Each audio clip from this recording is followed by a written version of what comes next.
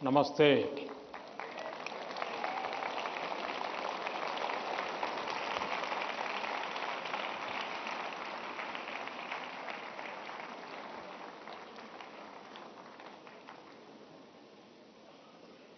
अभी मैं हमारे सभी विद्यार्थी साथियों ने कुछ न कुछ इनोवेशन किए हैं, अलग अलग प्रकार की आकृतियां बनाई हैं, नेशनल एजुकेशन पॉलिसी को आकृतियों में ढालने का प्रयास किया है। जल, थल, नभ और स्पेस और एआई, इन सभी क्षेत्रों में देश की भावी पीढ़ी क्या सोचती है, उसके पास कैसे कैसे सॉल्यूशंस हैं, ये सारी चीजें मुझे देखने का अवसर मिला। ऐसा लगा कि अगर मेरे पास 5-6 घंटे होते तो भी कम पड़ जाते।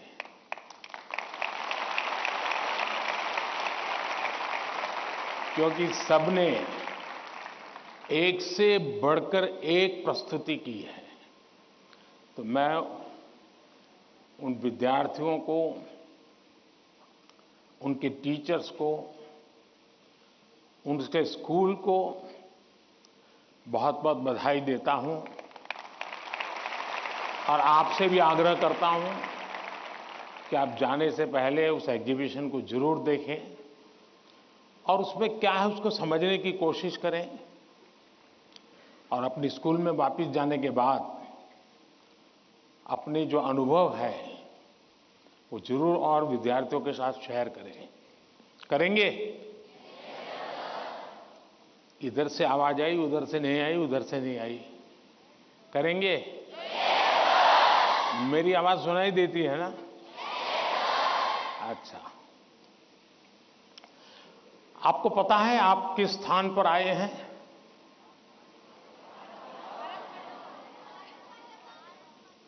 आप उस स्थान पर आए हैं जहां भारत मंडपम के प्रारंभ में दुनिया के सभी बड़े बड़े दिग्गज नेता 2 दिन बैठकर के यहां पर विश्व के भविष्य की चर्चा की थी। आज आप उस जगह पे हैं और आप भारत के भविष्य की चर्चा आज अपनी परीक्षा की चिंताओं के साथ साथ करने वाले हैं। और एक प्रकार से परीक्षा पे चर्चा ये कार्यक्रम मेरी भी परीक्षा होता है। और आप में से बहुत से लोग हैं जो हो सकता है कि मेरी परीक्षा लेना चाहते होंगे। कुछ लोग होंगे जेन्युइनली जिनको लगता होगा कि जरूर कुछ बातें ऐसी पूछी जाए जिसका समाधान खुद को भी मिले, औरों को भी मिले। हो सकता है हम सब सवालों को तो एड्रेस न कर पाएं, लेकिन ज्यादातर उन सवालों के कारण बहुत से साथियों को समाधान हो जाएगा। तो आइए हम प्रारंभ करते हैं, ज्यादा समय न गंवाते हुए। कहां से शुरू करना है?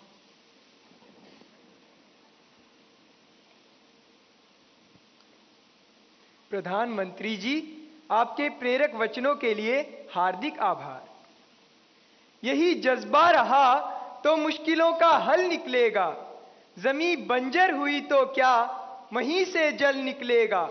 कोशिश जारी रख कुछ कर गुजरने की, इन्हीं रातों के दामन से सुनहरा कल निकलेगा। इन्हीं रातों के दामन से सुनहरा कल निकलेगा। प्रधानमंत्री जी, आपका प्रेरक एवं ज्ञानवर्धक उद्बोधन हमें सदैव सकारात्मक ऊर्जा और विश्वास से भर देता है। आपके आशीर्वाद एवं अनुमति से हम इस कार्यक्रम का शुभारंभ करना चाहते हैं। धन्यवाद मान्यवर। प्रधानमंत्री जी, रक्षा, स्वास्थ्य और पर्यटन के क्षेत्र में भारत के सहयोगी अरब देश ओमान स्थित इंडियन स्कूल धारसेट की छात्रा डानिया शबू हमसे ऑनलाइन जुड़ रही है और आपसे एक प्रश्न पूछना चाहती है। डानिया, कृपया अपना प्रश्न पूछिए। Respected Prime Minister, I am Dania Shabu Varghese of Class 10 from Indian School Darsit, Oman. My question is, how do cultural and societal expectations contribute to the pressure students feel during examinations, and how can these external influences be addressed? Thank you. धन्यवाद Dania. Sir, विश्व के सबसे बड़े लोकतंत्र भारत की राजधानी दिल्ली स्थित government Sarvodaya बाल विद्यालय बुराड़ी से मोहम्मद अर्श हमसे ऑनलाइन जुड़ रहे हैं और आपसे अपने मन के संदेह का निवारण चाहते हैं। मोहम्मद अर्श, कृपया अपना प्रश्न पूछिए। माननीय प्रधानमंत्री जी, नमस्कार। मेरा नाम अर्श है। मैं जीएसबीवी बुराड़ी 12th H का छात्र हूं। मेरा आपसे प्रश्न ये है कि हम अपने परिवेश में परीक्षाओं को लेकर नकारात्मक चर्चाओं को कैसे संबोधित कर सकते हैं, जो हमारी पढ़ाई और अच्छा प्रदर्शन करने की क्षमता को महत्वपूर्ण रूप से प्रभावित करती है। क्या छात्रों के लिए अधिक सकारात्मक और सहायक वातावरण बनाने के लिए कदम उठाए जा सकते हैं? धन्यवाद। Thank you Mohammad.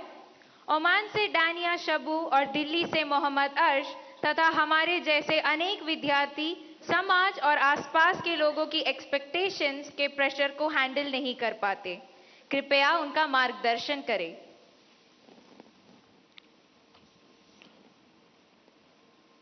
शायद मुझे बताया गया कि ये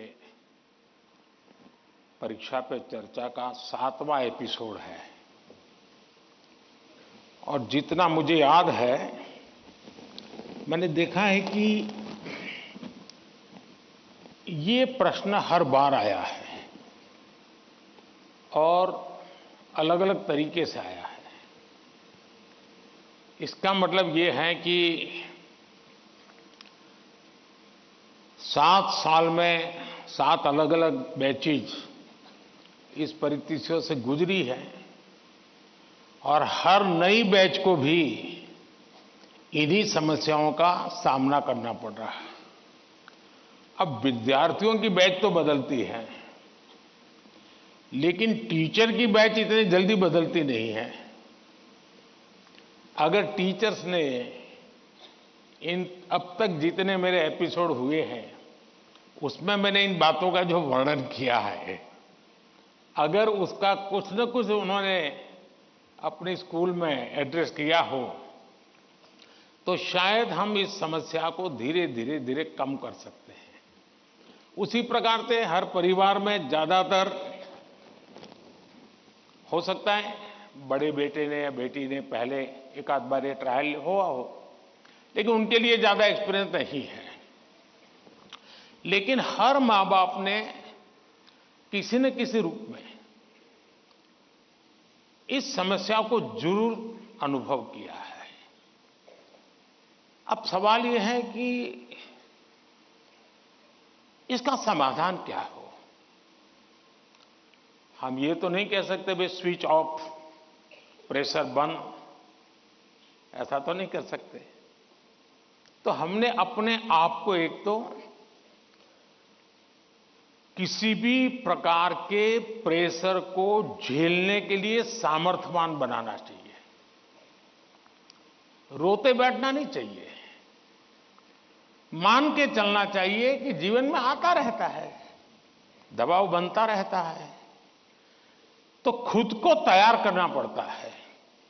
अब जैसे कभी आप उस स्थान पे जाते हैं जहां ठंड ज्यादा है और आप किसी गर्म इलाके में रहते हैं, तो हम मन को तैयार करते हैं कि आज अब मुझे 3-4 दिन के बाद ऐसे इलाके में जाना है जहां ठंड ज्यादा है।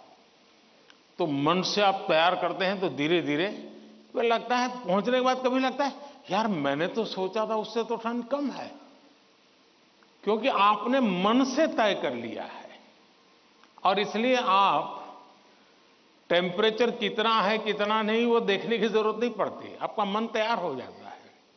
वैसे ही दबाव को हमने अपने तरीके से मन से एक बार इस स्थिति से जीतना है, ये तो संकल्प करना होता है। दूसरा, ये जरा दबाव के प्रकार देखें। एक तो दबाव होता है खुद ने ही जो अपने लिए तय करके रखा है कि सुबह 4 बजे उठना ही उठना है, रात को 11 बजे तक पढ़ना ही पढ़ना है, आपने तो इतने आंसर सॉल्व करके ही जीतना है, और बड़ा दबाव खुद ही अनुभव करते हैं। मैं समझता हूं हमने उतना स्ट्रेच नहीं करना चाहिए कि जिसके कारण हमारी एबिलिटी ही टूट जाए। हमने स्लोली इंक्रीमेंट करना चाहिए। चलिए भाई, कल मैंने 7 क्वेश्चन सॉल्व किए थे रात को, आज 8 करूंगा। फिर मुझे वरना मैं 15 तय करूं और 7 ही कर पाऊं तो सुबह उठता है, यार देखो कल तो कर नहीं पाए, आज करूंगा। तो एक खुद भी दबाव के प्रेशर पैदा करते हैं। हमने इसको थोड़ा साइंटिफिक तरीके से कर रहे हैं। दूसरा, माँ बाप प्रेशर पैदा करते हैं, ये क्यों नहीं किया, वो क्यों नहीं किया, क्यों सोता रहा, चलो जल्दी उठते नहीं हो, पता नहीं एग्जाम है, और यहां तक कहते हैं देख वो तेरा दोस्त क्या करता है, तू क्या करता है। ये सुबह शाम जो कमेंट्री चलती है, रनिंग कमेंट्री, और कभी माँ थक जाती है तो पापा की कमेंट्री शुरू होती है, कभी पापा थक जाते हैं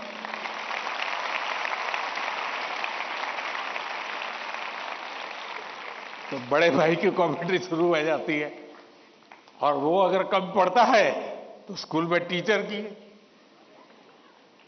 फिर या तो कुछ लोग ऐसे हैं, जा तुमको जो करना है कर लो, मैं अपना ऐसे ही रहूंगा। कुछ लोग इसे सिंसियर लेते हैं, लेकिन ये दबाव का दूसरा प्रकार है। तीसरा ऐसा भी होता है कि जिसमें कारण कुछ नहीं, समझ का अभाव है, और बिना कारण उसको हम संकट मान लेते हैं। जब एक्चुअली करते हैं तो लगता है नहीं यार इतना मुश्किल नहीं था, मैंने बेकार में दबाव झेलता रहा। तो मुझे लगता है कि एक तो इनको पूरे परिवार ने, टीचर ने, सबने मिलकर के एड्रेस करना होगा। सिर्फ स्टूडेंट एड्रेस कर लेगा, सिर्फ पेरेंट्स एड्रेस कर लेंगे, इतने से बात बननी नहीं है। और मैं मानता हूं कि ये लगातार परिवारों में भी बातचीत होती रहनी चाहिए। हर परिवार ऐसे स्थितियों में कैसे हैंडल करता है उसकी चर्चाएं होनी चाहिए। उसकी एक सिस्टमेटिक थियरी के बजाय हमने धीरे धीरे चीजों को इवॉल्व करना चाहिए। अगर ये इवॉल्व करते हैं तो मुझे पक्का विश्वास है कि हम इन चीजों से बाहर निकल के आते हैं। धन्यवाद।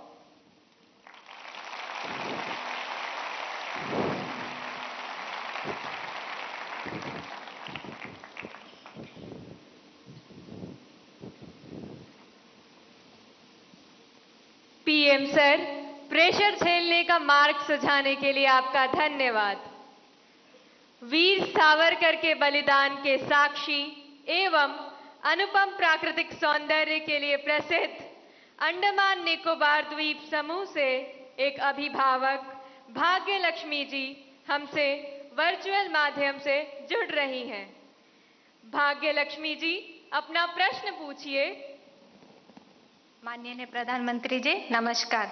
एक अभिभावक होने के नाते मेरा आपसे सवाल है कि छात्रा पर जो पीर प्रेशर रहता है, जो कि एक तरह से दोस्ती की सुंदरता छीन लेता है और छात्राओं को अपने ही दोस्तों के साथ प्रतिस्पर्धा करा देता है, उस पर आपकी क्या राय है? कृपया मुझे समाधान दें। धन्यवाद। धन्यवाद भाग्य लक्ष्मी जी। विश्व को सत्य, अहिंसा और धर्म की त्रिमूर्ति प्रदान करने वाली भूमि गुजरात स्थित पंचमहल के जवाहर नवोदय विद्यालय की छात्रा दृष्टि चौहान प्रधानमंत्री जी आपसे अपनी समस्या का हल जानना चाहती हैं। दृष्टि, कृपया अपना प्रश्न पूछिए। माननीय प्रधानमंत्री जी नमस्कार। मैं दृष्टि चौहान जवाहर नवोदय विद्यालय पंचमहल में कक्षा 6 की छात्रा हूँ। मेरा आपसे यह प्रश्न है कि कभी कभी परीक्षा के प्रतिस्पर्धी माहौल में दोस्तों के साथ प्रतिस्पर्धा भी अधिक दबाव पैदा करती है। कृपया सुझाव दें कि इससे कैसे बचा जा सकता है। आप मुझे इस पर अपना मार्गदर्शन प्रदान करें। धन्यवाद सर। धन्यवाद दृष्टि। नेचुरल ब्यूटी से भरपूर, बारिश की पहली बूंदों से भीगने वाला राज्य केरल में स्थित केंद्रीय विद्यालय क्रमांक 1 कालीकट से स्वाति दिलीप हमसे ऑनलाइन जुड़ रही हैं और आपसे अपना प्रश्न पूछना चाहती हैं। स्वाति, कृपया अपना प्रश्न पूछिए। Namaskar, Honorable Prime Minister, sir. I am Swati Dilip, a class 11 student from PM Sri Kendriya Vidyalaya number 1 Calicut of Ernakulam region. Sir, could you please guide us on how in this competitive world we can avoid unhealthy and unnecessary competition and also how to not take peer pressure into our heads? Thank you, sir. धन्यवाद स्वाति। प्रधानमंत्री जी, कृपया भाग्य लक्ष्मी जी, दृष्टि और स्वाति द्वारा पूछे गए प्रश्नों में पीयर प्रेशर और कंपटीशन से होने वाली चिंता तथा इसके कारण रिश्तों में आने वाली कड़वाहट से कैसे बचें, कृपया मार्गदर्शन कीजिए।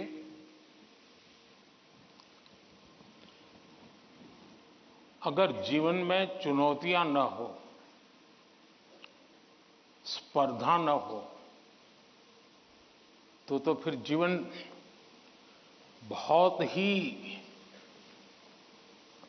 प्रेरणाहीन बन जाएगा, चेतनाहीन बन जाएगा। कंपटीशन होनी ही चाहिए,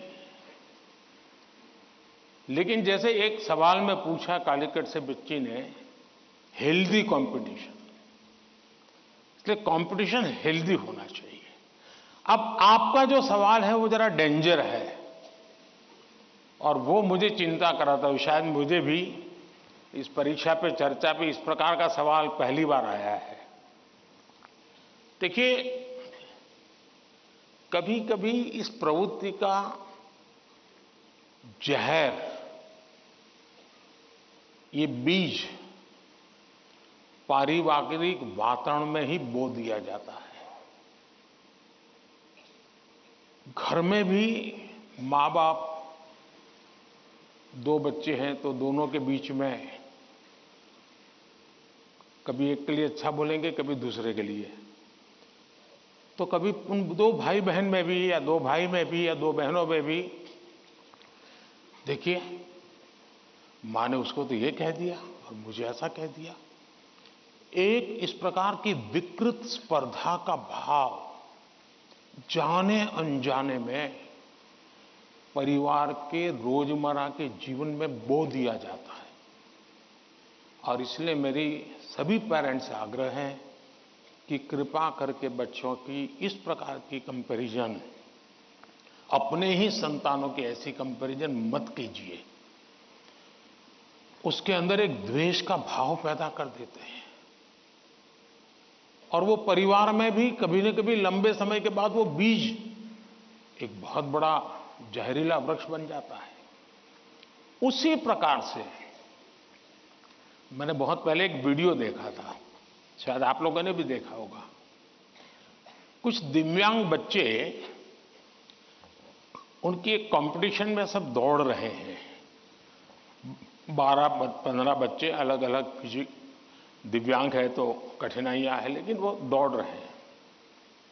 इतने में एक बच्चा गिर जाता है। अब ज्यादा बुद्धिमान लोग होते तो क्या करते, वाह ये तो गया, चलो यार एक तो स्पर्धा में कम हो गया। लेकिन उन बच्चों ने क्या किया, सबके सब जो आगे चले गए थे वो भी पीछे आए, जो दौड़ रहे थे वो भी रुक गए। पहले उन सब ने उसको खड़ा किया और फिर दौड़ना शुरू किया।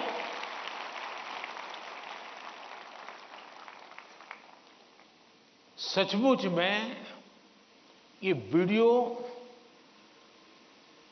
दिव्यांग बच्चों के जीवन का भले होगा, लेकिन हम लोगों को भी ये बहुत बड़ी प्रेरणा और बहुत बड़ा संदेश दे देता है। अब तीसरा विषय है कि आपके दोस्त से आपको किस चीज की स्पर्धा है भाई। मान लीजिए 100 मार्क्स का पेपर है, अगर आपका दोस्त 90 ले गया तो क्या आपके लिए 10 मार्क बचा है क्या? आपके लिए 10 मार्क बचा है क्या? आपके लिए भी तो 100 है ना। तो आपको उससे स्पर्धा नहीं करनी है, खुद से करनी है। खुद से करनी है कि वो 100 में से 90 लाया, मैं 100 में से कितना लाऊं। उससे द्वेष करने की जरूरत ही नहीं है। एक्चुअली तो वो आपके लिए इंस्पिरेशन बन सकता है। और अगर यही मानसिकता रहेगी तो क्या करेंगे आप? अपने से तेज तर्रार व्यक्ति को दोस्ती नहीं बनाएंगे। आप ऐसे जिसकी कुछ चलती नहीं बाजार में, उसी को दोस्त बनाएंगे और खुद बड़े ठेकेदार बन के घूमते रहोगे। सचमुच में तो हमसे प्रतिभावान दोस्त ढूंढने चाहिए। हमने जितने ज्यादा प्रतिभावान दोस्त मिलते उतना हमारा भी तो काम बढ़ता है, हमारा स्पिरिट भी तो बढ़ता है। और इसलिए कभी भी हमने इस प्रकार का ईर्ष्या भाव कतई ही अपने मन में नहीं आने देना चाहिए। और तीसरा, मां बाप के लिए भी बहुत बड़ा चिंता का विषय है। मां बाप हर बार अपने बच्चों को कोसते रहे, देख तू खेलता रहता है, देख वो किताबें पढ़ता है, तू ये करता रहता है, देख वो पढ़ता है। यानी वो भी हमेशा उसी का उदाहरण देते हैं। तो फिर आपके दिमाग में भी यही एक मानदंड बन जाता है। कृपा करके मां बाप इन चीजों से बचे। कभी कभी तो मैंने देखा है कि जो मां बाप अपने जीवन में ज्यादा सफल नहीं हुए हैं, जिनको अपने पराक्रम, अपनी सफलताएं, अपनी सिद्धियों के विषय में दुनिया को कुछ कहने को नहीं है, बताने को नहीं है, तो वे अपने बच्चों का रिपोर्ट कार्ड ही अपना विजिटिंग कार्ड बना देते हैं। किसी को मिलेंगे, अपने बच्चे की कथा सुनाएंगे। अब ये जो नेचर है वो भी एक प्रकार से बच्चे के मन में एक ऐसा भाव भर देता है कि मैं तो सब कुछ हूं, अब मुझे कुछ करने की जरूरत नहीं है। वो भी बहुत नुकसान करता है। सचमुच में तो हमें अपने दोस्त में से ईर्ष्या भाव के बजाय उसके सामर्थ्य को ढूंढने का प्रयास करना चाहिए। उसके अंदर अगर मैथमेटिक्स में एक्सपर्टाइज है, मेरी कम है, मेरे टीचर से ज्यादा अगर मेरा दोस्त मुझे मैथमेटिक्स में मदद करेगा तो वो मेरी साइकी समझ करके करेगा, और हो सकता है मैं भी उसी की तरह मैथमेटिक्स में आगे जाऊंगा। वो अगर लैंग्वेज में वीक है और मैं लैंग्वेज में मजबूत हूं, मैं अगर लैंग्वेज में उसकी मदद करता हूं तो हम दोनों को एक दूसरे की ताकत जोड़ेगी और हम अधिक सामर्थ्यवान बनेंगे। और इसलिए कृपा करके हम अपने दोस्तों से स्पर्धा और ईर्ष्या के भाव में न डूबें। और मैंने तो ऐसे लोग देखे हैं कि खुद फेल हो जाए, लेकिन अगर दोस्त सफल हुआ है तो मिठाई वो बांटता है। मैंने ऐसे भी दोस्त देखे हैं कि जो बहुत अच्छे नंबर से आए हैं लेकिन दोस्त नहीं आया, इसलिए उसने अपने घर में पार्टी नहीं की, फेस्टिवल नहीं मनाया। क्यों? मेरा दोस्त पीछे रह गया। ऐसे भी तो दोस्त होते हैं। और क्या दोस्ती लेन देन का खेल है क्या? जी नहीं, दोस्ती ये लेन देन का खेल नहीं है। जहां कोई प्रकार का इस प्रकार का लेना देना नहीं है, निर्व्याज प्यार होता है, वही तो दोस्ती होती है। और ये जो दोस्ती होती ना, वो स्कूल एज छोड़िए, जिंदगी भर आपके साथ रहती है। और इसलिए कृपा करके दोस्त हमसे ज्यादा तेजस्वी, तपस्वी हमें चुनने चाहिए और हमेशा उनसे सीखने का प्रयास करना चाहिए। धन्यवाद।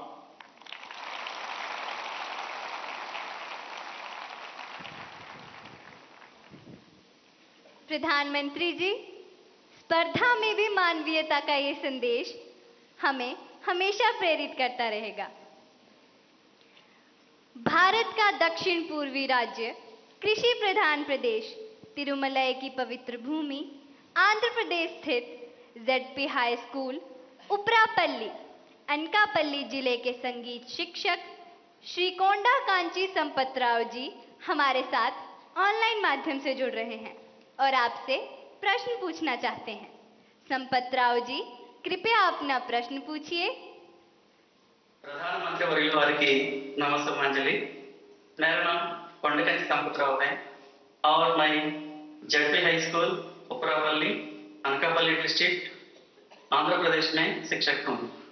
सर, मेरा आपसे यह प्रश्न है कि एक शिक्षक के रूप में मैं किन तरीकों से अपने छात्रों को परीक्षा देने में तनाव मुक्त बनाने में मदद कर सकता हूँ? कृपया इस पर मेरा मार्गदर्शन कीजिए। धन्यवाद। धन्यवाद सर। भारत के पूर्व में चाय बागानों तथा सुंदर पर्वतीय प्रदेश, ब्रह्मपुत्र की भूमि, असम के शिवसागर स्थित हाशारा हाई स्कूल से एक टीचर बंटी मेधी जी, जो कि सभागार में उपस्थित है, प्रधानमंत्री जी से एक प्रश्न पूछना चाहती हैं। मैम, कृपया अपना प्रश्न पूछिए। Namaskar, Honorable Prime Minister Sir, I am Bonti Medhi, a teacher from Sibsagar district, Assam. My question is, what should be the role of a teacher in motivating students? Please guide us. Thank you. धन्यवाद ma'am.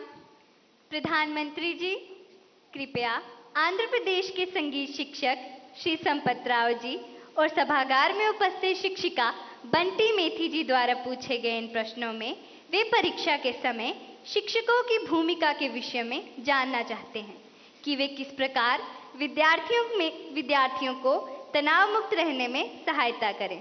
कृपया समस्त शिक्षक वर्ग का मार्गदर्शन कीजिए। पहले तो मैं समझता हूं जो संगीत के टीचर हैं वो तो अपने क्लास नहीं, पूरी स्कूल के बच्चों का तनाव खत्म कर सकते हैं।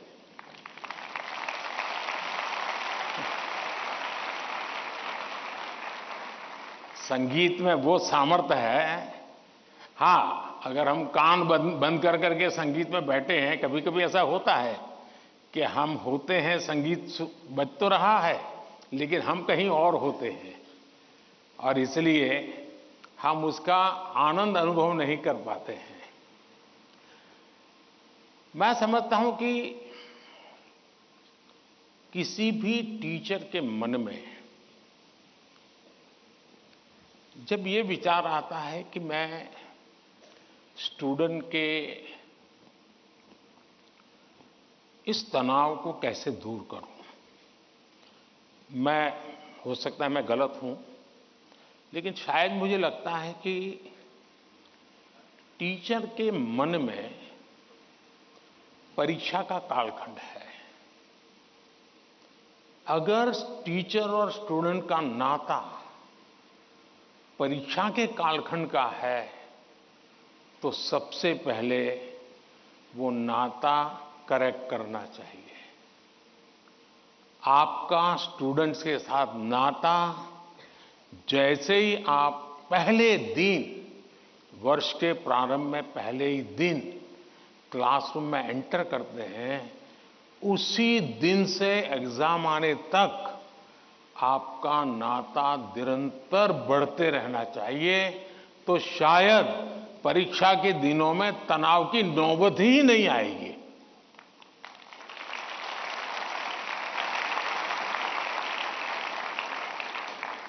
आप सोचिए, आज मोबाइल का जमाना है,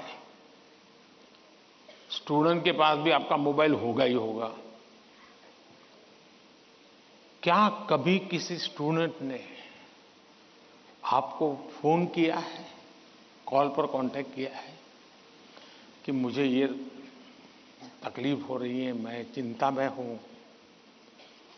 कभी नहीं किया होगा। क्यों?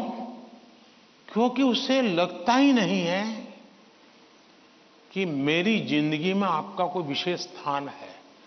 उसको लगता है कि आपका मेरा नाता सब्जेक्ट है, मैथ्स है, केमिस्ट्री है, लैंग्वेज है। जिस दिन आप सिलेबस से आगे निकल करके उससे नाता जोड़ोगे तो वो अपनी छोटी मोटी दिक्कतों के समय भी जरूर आपसे अपने मन की बात करेगा। अगर ये नाता है तो एग्जाम के समय तनाव की स्थिति पैदा होने की संभावना ही खत्म हो जाएगी। आपने कई डॉक्टर्स देखे होंगे, उन डॉक्टर में डिग्री तो सबके पास होती है, लेकिन कुछ डॉक्टर्स जो जनरल प्रैक्टिशनर्स होते हैं वो ज्यादा सफल इसलिए होते हैं कि पेशेंट आकर के जाने के बाद एक आध दिन के बाद फिर उसको फोन करते हैं कि भाई आपने वो दवाई ठीक से ले ली थी, कैसा है आपका। वो दूसरे दिन अपने अस्पताल आएगा तब तक इंतजार करने के बजाय बीच में एक आध बार बात कर लेते हैं, और वो बॉन्डिंग होता है ना, वो उसको आधा ठीक कर देता है। आप में से कोई टीचर ऐसे हैं, मान लीजिए किसी बच्चे ने बहुत अच्छा किया और जाकर के उसे परिवार में बैठ करके कहा, भाई आज तो मैं मिठाई खाने आया हूं, आपके बच्चे ने इतना शानदार कर दिया, आज आपसे मिठाई खाऊंगा। आपको कल्पना आती है कि उस मां बाप को, जब आप, बच्चे ने तो बताया ही होगा घर में जाकर के कि आज मैं ये करके आया हूं, लेकिन एक टीचर खुद जाकर के अगर बताता है तो उस परिवार में टीचर का आना, टीचर का बताना उस बच्चे को भी ताकत देगा और परिवार भी कभी कभी और कुछ सोचता होगा। जब टीचर ने आके कहा तो परिवार भी सोचा, यार मेरे बच्चे में ये तो शक्ति हमें मालूम नहीं थी, लेकिन टीचर ने जो वर्णन किया वाकई हमें थोड़ा ध्यान देने की जरूरत है। तो आप देखेंगे कि एकदम से माहौल बदल जाएगा। और इसलिए पहली बात यह है, परीक्षा के समय तनाव दूर करने के लिए क्या करना, उसके लिए तो मैंने बहुत कुछ कह चुका हूं, मैं उसको रिपीट नहीं करता हूं। लेकिन अगर वर्ष भर आपका उसके साथ नाता रहता है, मैं तो कभी कभी पूछता हूं कई टीचरों को कि भाई आप 30 साल से टीचर हैं, जो पहले बार आपके यहां पढ़ाई करके गए होंगे शुरू में, अब तो उनकी शादी हो गई होगी, क्या कोई आपका स्टूडेंट अपना शादी का कार्ड देने आया था क्या? 99% टीचर मुझे कहते हैं कि नहीं, कोई स्टूडेंट नहीं आया। मतलब हम जॉब करते थे, हम जिंदगी नहीं बदलते थे।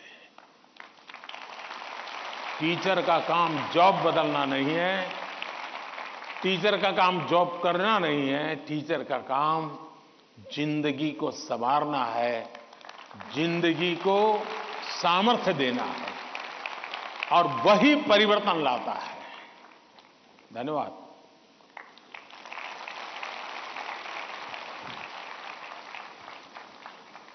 शिक्षक एवं शिष्य के संबंधों में आपसी विश्वास महत्वपूर्ण है। हमें नया दृष्टिकोण देने के लिए धन्यवाद।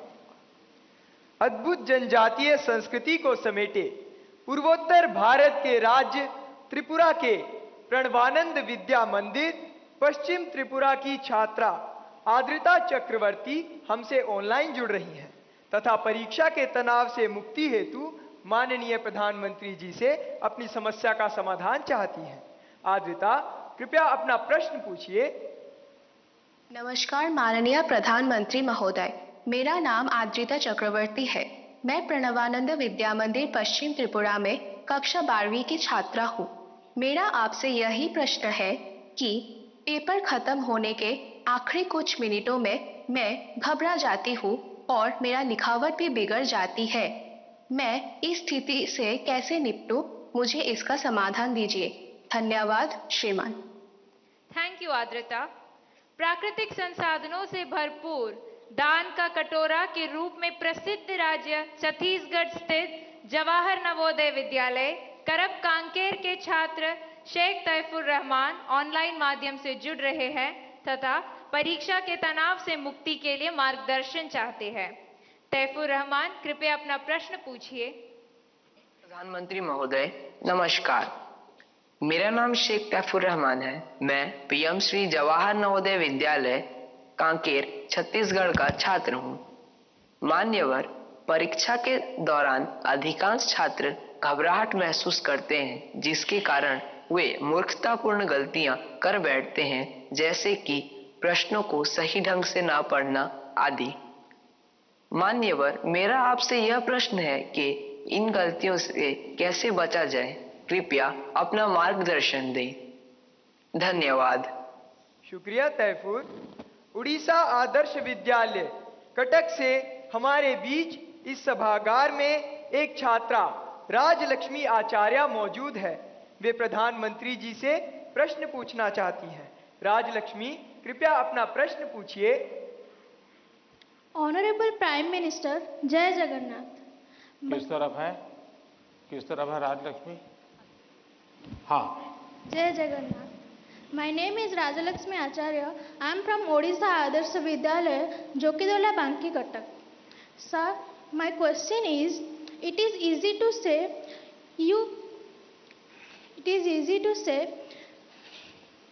you face exam with a cool mind, but in exam hall the situation is so scary, like don't move, look straight and so on.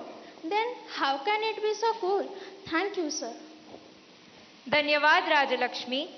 प्रधानमंत्री जी, अद्रिता, तैफुर और राजलक्ष्मी और इनके जैसे अनेक विद्यार्थियों द्वारा परीक्षा पे चर्चा के पिछले सभी संस्करणों में प्राय ये प्रश्न पूछा जाता रहा है और अब भी ये प्रश्न कुछ विद्यार्थियों के चिंता का कारण बना हुआ है कि वे परीक्षा के दौरान होने वाले तनाव का सामना कैसे करें।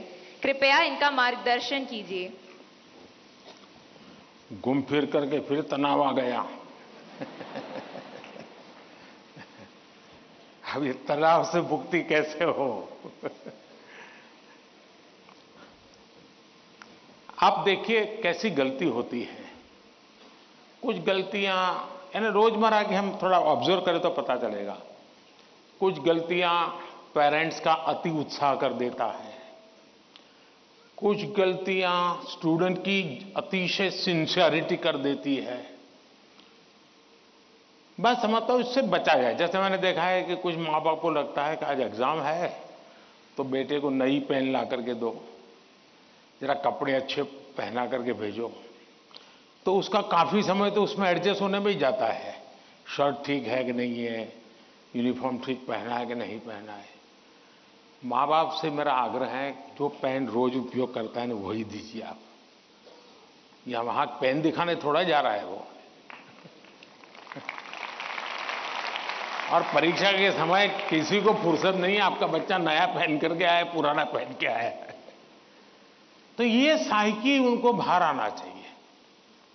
दूसरा, कुछ ऐसी चीजें खिला करके भेजेंगे, तुझे एग्जाम है ये खा के जाओ, एग्जाम है ये खा के जाओ, तो उसको और मुसीबत होती है जिसका वो कंफर्ट नहीं है। आवश्यकता से अधिक उस दिन खाना, फिर मां कहे अरे तुम्हारा तो एग्जाम सेंटर इतना दूर है, तुम रात आते आते 7 बज जाएगा, ऐसा करो कुछ खा के जाओ, फिर कहेगी कुछ लेके जाओ। उसको वो रेजिस्ट करने लगता है, नहीं मैं नहीं ले जाऊंगा। वहीं से तनाव शुरू हो जाता है, घर से निकलने से पहले हो जाता है। तो मेरी सभी पेरेंट्स से अपेक्षा है और मेरा सुझाव है कि आप उसको अपनी मस्ती में जीने दीजिए। एग्जाम देने जा रहा है तो उत्साह उमंग के साथ चला जाए, बस जो उसकी रोजमर्रा की आदत है वैसा ही रहे वो। फिर जो सिंसियर स्टूडेंट है उनका प्रॉब्लम क्या होता है, दरवाजे तक किताब छोड़ते नहीं, दरवाजे तक। अब आप अचानक इस प्रकार से इवन रेलवे स्टेशन पर भी जाते हैं ना, तो कभी ट्रेन की एंट्री और आपकी एंट्री ऐसा होता है क्या? आप 5-10 मिनट पहले जाते हैं, प्लेटफॉर्म पर खड़े रहते हैं, कहाँ आपका डिब्बा आएगा उसका अनुमान लगाते हैं, फिर उस जगह पे जाते हैं, फिर सोचते हैं कि पहले कौन सा लगेज अंदर ले जाऊंगा, फिर कौन सा, यानी मन आपका तुरंत अपने आप को ट्रेन आने से पहले ही सेट करने लग जाता है। वैसे ही आपका जो एग्जामिनेशन हॉल है, हो सकता है वो कोई सुबह से आपके लिए खोल के नहीं रखेंगे, लेकिन 10-15 मिनट पहले तो अलाउ कर ही देते हैं। तो आराम से जैसे ही खुले अंदर पहुंच जाइए और आराम से बैठिए मस्ती से। जरा पुरानी कोई हंसी मजाक की चीजें हैं तो उसको जरा याद कर लीजिए, और दोस्ती बगल में तो एक आध चुटकुला सुना दीजिए, हंसी मजाक में पल 5-10 मिनट बिता दीजिए।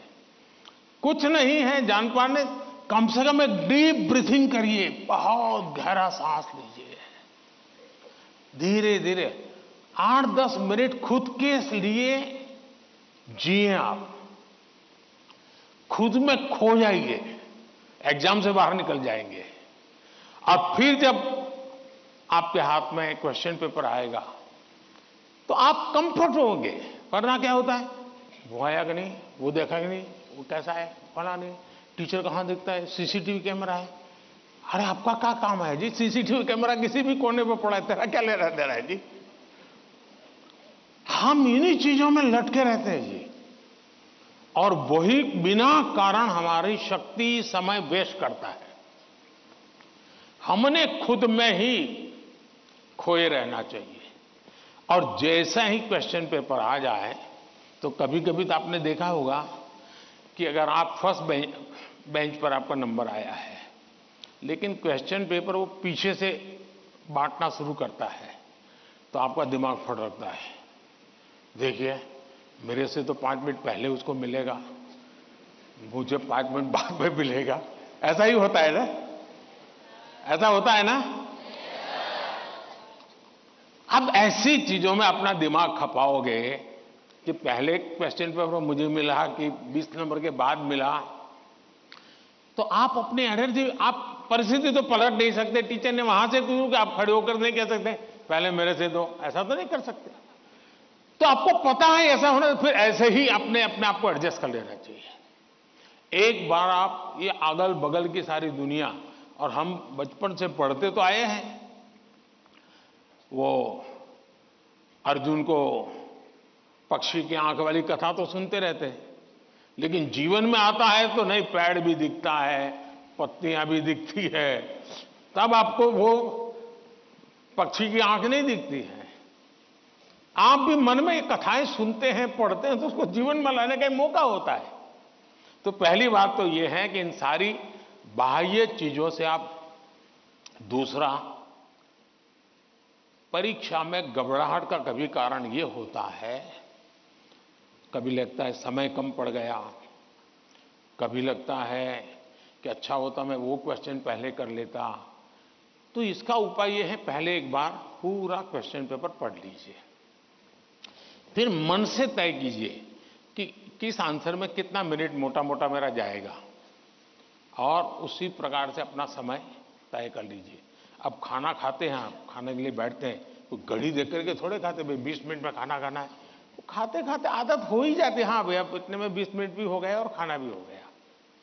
इसके लिए कोई घड़ी और कोई बेल थोड़ा बचता है कि चलो अब खाना शुरू करो, अब खाना बंद करो, ऐसा तो होता नहीं है। तो ये प्रैक्टिस है। दूसरा मैंने देखा है कि आजकल जो सबसे बड़ी समस्या है, जिसके कारण ये समस्या, आप मुझे बताइए, आप एग्जाम देने जाते हैं, मतलब आप फिजिकली क्या करते हैं? आप फिजिकली पेन हाथ में पकड़ करके लिखते हैं, यही करते हैं ना। दिमाग अपना काम करता है, लेकिन आप क्या करते हैं? लिखते हैं। आज के युग में आईपैड के कारण, कंप्यूटर के कारण, मोबाइल के कारण मेरी लिखने की आदत धीरे धीरे कम हो गई है। जबकि एग्जाम में लिखना होता है, इसका मतलब हुआ कि मुझे अगर एग्जाम के लिए तैयार करना है तो मुझे अपने आप को लिखने के लिए भी तैयार करना है। आजकल बहुत कम लोग हैं जिनको लिखने की आदत है, और इसलिए डेली जितना समय आप अपने पठन पाठन में लगाते हैं स्कूल के बाद, उसका मिनिमम 50% टाइम आप खुद अपनी नोटबुक के अंदर कुछ न कुछ लिखेंगे। हो सके तो उस विषय पर लिखेंगे, और 3 बार 4 बार खुद का लिखा हुआ पढ़ेंगे और खुद का लिखा हुआ करेक्ट करेंगे। तो आपका जो इंप्रूवमेंट होगा किसी की मदद बिना इतना बढ़िया हो जाएगा कि आपको बाद में लिखने की आदत हो जाएगी। तो कितने पेज पे लिखना, इतना लिखने में कितना समय जाता है, ये आपकी मास्टरी हो जाएगी। कभी कभी मन से विषय आपको लगता है ये तो मुझे आता है। जैसे आप मान लीजिए कोई बड़ा प्रसिद्ध कोई गाना सुन रहे हैं, गाना बज रहा है तो आपको लगता है ये गाना तो मुझे आता है क्योंकि आपने बहुत बार सुना है। लेकिन एक बार गाना बंद करके जरा कागज पे लिखो ना वो गाना आता है क्या, तो पता चलेगा नहीं यार, सुनते समय जो मेरा कॉन्फिडेंस था, मुझे अच्छा लगता था और आता था, हकीकत में मुझे आता नहीं था। मुझे वहां से प्रॉम्प्टिंग होती थी, इसलिए मुझे वो लाइन याद आ जाती थी, और उसमें भी परफेक्ट शब्द के संबंध में जब बात आएगी तो मैं पीछे रह जाऊंगा। मेरी आज की पीढ़ी के साथियों से बहुत मेरा आग्रह है कि कृपा करके आपकी एग्जाम में एक बड़ी चैलेंज होती है लिखना। कितना याद रहा, सही रहा, गलत रहा, सही लिखते हैं, गलत लिखते, तो वो तो बात का विषय है। आप अपना ध्यान प्रैक्टिस में इस पर कीजिए। अगर ऐसी कुछ चीजों पर अगर आप ध्यान केंद्रित करेंगे, मुझे पक्का विश्वास है कि एग्जाम हॉल में बैठने के बाद जो अनकंफर्ट या प्रेशर फील करते हैं वो आपको लगेगा ही नहीं, क्योंकि आप आदी हैं। अगर आपको तैरना आता है तो पानी में जाने से डर नहीं लगता है आपको, क्योंकि आप तैरना जानते हैं। आपने किताबों में तैरना ऐसे होता है और आप सोचते हैं हाँ मैं तो पढ़ा था भाई, हाथ पहले ऐसे करते, फिर दूसरा हाथ, फिर तीसरा हाथ, फिर चौथा हाथ, तो फिर आपको लगता है कि हाँ पहले हाथ पैर दिमाग से खप कर लिया, अंदर जाते ही फिर मुसीबत शुरू हो जाती है। लेकिन जिसने पानी में ही प्रैक्टिस शुरू कर दी, उसको कितना ही गहरा पानी क्यों हो, उसको भरोसा होता है मैं पार कर जाऊंगा। और इसलिए प्रैक्टिस बहुत आवश्यक है, लिखने की प्रैक्टिस बहुत आवश्यक है। और लिखना जितना होगा शार्पनेस ज्यादा आएगी, आपके विचारों में भी शार्पनेस आएगी। और अपनी लिखी हुई चीज को 3 बार 4 बार पढ़ के खुद करेक्ट कीजिए। जितना ज्यादा खुद करेक्ट करोगे, आपकी उस पर ग्रिप बहुत ज्यादा आएगी, तो आपको अंदर बैठ करके कोई प्रॉब्लम नहीं होगा। दूसरा, अगल बगल में वो बड़ी स्पीड से लिख रहा है, मैं तो तीसरे क्वेश्चन पे अड़ा हुआ हूं, वो तो 7वें पर चला गया। दिमाग इसमें मत खपाइए बाबा, वो 7 में पहुंचे, 9 में पहुंचे, करे न करे, वो पता नहीं, वो सिनेमा की स्टोरी लिखता होगा। तुम अपने पर भरोसा करो, तुम अपने पर भरोसा करो। अगल बगल में कौन क्या करता है छोड़ो। जितना ज्यादा अपने आप पर फोकस करोगे, उतना ही ज्यादा आपका क्वेश्चन पेपर पर फोकस होगा। जितना ज्यादा क्वेश्चन पेपर पर फोकस होगा, इतना ही आपके आंसर के एक एक शब्द पर हो जाएगा, और अल्टीमेटली आपको परिणाम उचित मिल जाएगा। धन्यवाद।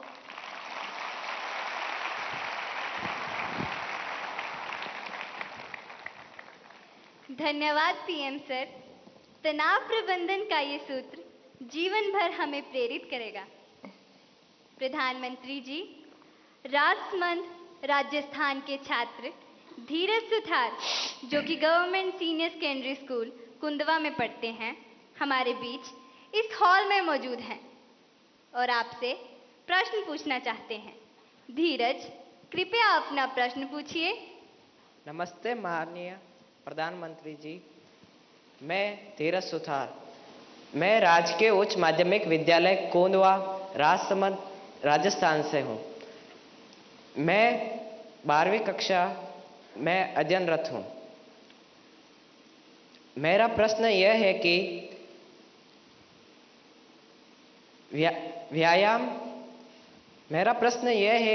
व्यायाम के साथ साथ पढ़ाई को कैसे मैनेज करें, क्योंकि शारीरिक स्वास्थ्य भी उतना ही जरूरी है जितना कि मानसिक स्वास्थ्य। कृपया मार्गदर्शन करें। धन्यवाद सर। आपका शरीर देख करके लगता है मुझे आपने सही सवाल पूछा है।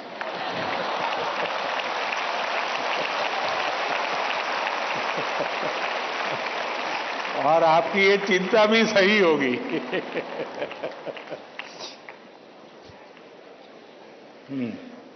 धन्यवाद धीरज। अपनी सांस्कृतिक परंपरा और बर्फीली चोटियों पर तैनात सेना के जाबाजों के शौर्य के लिए विख्यात उत्तर भारत के प्रमुख केंद्र शासित प्रदेश लद्दाख के पीएम श्री केंद्रीय विद्यालय कारगिल की छात्रा नजमा खातून हमसे ऑनलाइन माध्यम से जुड़ रही हैं और प्रधानमंत्री जी आपसे प्रश्न पूछना चाहती हैं। नजमा, कृपया अपना प्रश्न पूछिए। माननीय प्रधानमंत्री जी नमस्कार। मेरा नाम नजमा खातून है। मैं पीएम श्री केंद्रीय विद्यालय कारगिल लद्दाख में पढ़ती हूँ। मैं कक्षा 10वीं की छात्र हूँ।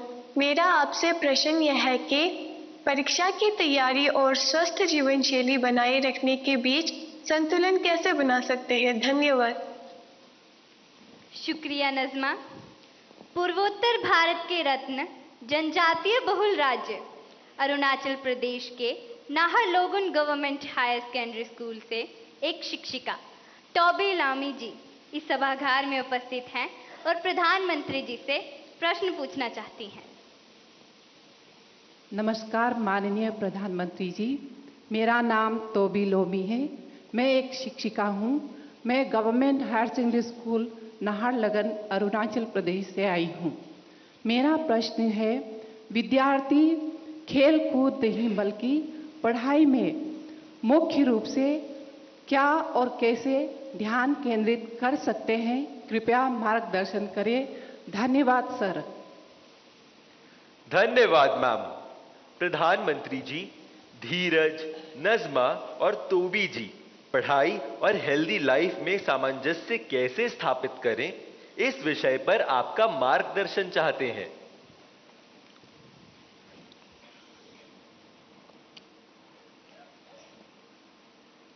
आप में से बहुत सारे स्टूडेंट्स मोबाइल फोन का उपयोग करते होंगे और कुछ लोग होंगे शायद उनको घंटों तक मोबाइल फोन की आदत हो गई होगी। लेकिन क्या कभी ऐसा विचार आया मन में कि नहीं मैं रिचार्जिंग में फोन रखूंगा तो मेरा मोबाइल का उपयोग कम हो जाएगा, इसलिए रिचार्जिंग नहीं करूंगा। अगर रिचार्जिंग नहीं करूंगा तो मोबाइल काम करेगा क्या? करेगा क्या? तो मोबाइल जैसी चीज जो रोजमर्रा देखते हैं उसको भी चार्जिंग करना पड़ता है, नहीं करना पड़ता है? अरे जवाब तो दीजिए। रिचार्ज करना पड़ता है, नहीं करना पड़ता है? अगर मोबाइल को करना पड़ता है तो ये बॉडी को करना चाहिए कि नहीं करना चाहिए?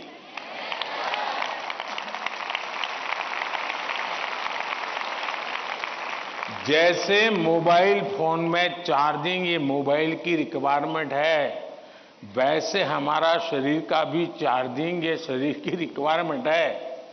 आप ऐसा सोचो कि नहीं पढ़ना है तो बस विंडो बंद, पढ़ाई बाकी सब बंद, ऐसा कभी नहीं हो सकता है। जीवन ऐसे नहीं जी सकते हैं और इसलिए जीवन को थोड़ा संतुलित बनाना पड़ता है। कुछ लोग होते हैं खेलते ही रहते हैं, वो भी एक संकट होता है। लेकिन जब आपको एग्जाम देनी हो, क्योंकि लौकिक लाइफ जीवन में इन चीजों का अपना महत्व है, इसको टाल नहीं सकते। लेकिन अगर हम स्वस्थ ही नहीं रहेंगे, अगर हम अपने शरीर में वो सामर्थ्य ही नहीं होगा, तो हो सकता है कि 3 घंटे एग्जाम में बैठने का सामर्थ्य खो देंगे, फिर 5 मिनट ऐसे ही करके बैठा रहना पड़ेगा। और इसलिए स्वस्थ शरीर स्वस्थ मन के लिए भी बहुत जरूरी है। अब स्वस्थ शरीर का मतलब ये तो नहीं है कि आपको पहलवानी करनी है, ये आवश्यक नहीं है, लेकिन जीवन में कुछ नियमितताएं होती है। अब आप कभी सोचिए कितना समय है जिसमें आप खुले आसमान के नीचे सनलाइट में बिताए हो। अगर आप चलो पढ़ना भी है तो किताब लेकर के सनलाइट में बैठो ना भाई थोड़ी देर। कभी कभी बॉडी को रिचार्ज करने में सनलाइट भी बहुत जरूरी होता है। क्या कभी कोशिश की नियम से कि भाई मैं दिन में कैसे भी करके इतना तो मौका निकाल दूं ताकि मुझे सनलाइट के साथ नाता रहे। उसी प्रकार से कितना ही पढ़ना क्यों ना हो, लेकिन नींद को कभी भी कम मत आंकिए। जब अपनी मम्मी हमको कहती हैं कि सो जाओ तो उसका इंटरफेरेंस मत मानिए।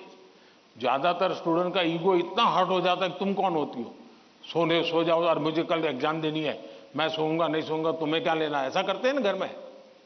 जो नहीं करते हैं न बोले, जो करते हैं वो बोले। जरा करते हैं, कोई नहीं बोल रहा है। लेकिन ये पक्का है कि नींद के विषय में भी अगर एक बार रील पर चढ़ गए, एक के बाद एक रील देखते गए, छुपाना चाहते हो ना। कितना समय बीत गया पता नहीं, कितनी नींद खराब हो गई पता नहीं। क्या निकाला, पहला रील देखा था याद करो जरा, याद भी नहीं है, ऐसे ही देख रहे हैं। ऐसे हम नींद को बहुत कम आंकते हैं। आज आधुनिक हेल्थ साइंस जो है वो नींद को बहुत तवज्जो देता है। आप आवश्यक नींद लेते हैं कि नहीं लेते हैं, वो आपके स्वास्थ्य पर बहुत बड़ा महत्वपूर्ण है। आपको उस पर ध्यान केंद्रित करना चाहिए। इसका मतलब ये भी नहीं कि बस एग्जाम तो आती रहेगी। मोदी जी को मिला था, उसने कहा है सो जाओ। अभी यहां आर्टिस्टिक बोर्ड बनाओ और घर में घुसते ही लिखो सो जाओ, मम्मी पापा को दिखा दो सो जाओ। ऐसा तो नहीं करेंगे ना। कम नींद स्वास्थ्य के लिए अनुचित है। कुछ अपवाद लोग होते हैं जिनको उन्होंने अपने एक ऐसे स्टेज पर बॉडी को ले गए हैं, उनको शायद उससे बाहर होंगे। सामान्य मानवीय के जीवन के लिए अनुचित है। आप कोशिश कीजिए कि आपकी रिक्वायर जितनी भी नींद है वो आप पूरी लेते हैं, और ये भी देखिए कि साउंड स्लीप है कि नहीं। बहुत गहरी नींद होनी चाहिए। आप हैरान हो जाएंगे, ये जो टीचर बैठे हैं ना, बड़ी आयु के टीचर, ये सुनकर के जरूर चौंक जाएंगे। आज भी मैं इतना सारा मेरे पास काम है ना, आप लोगों जितना नहीं है।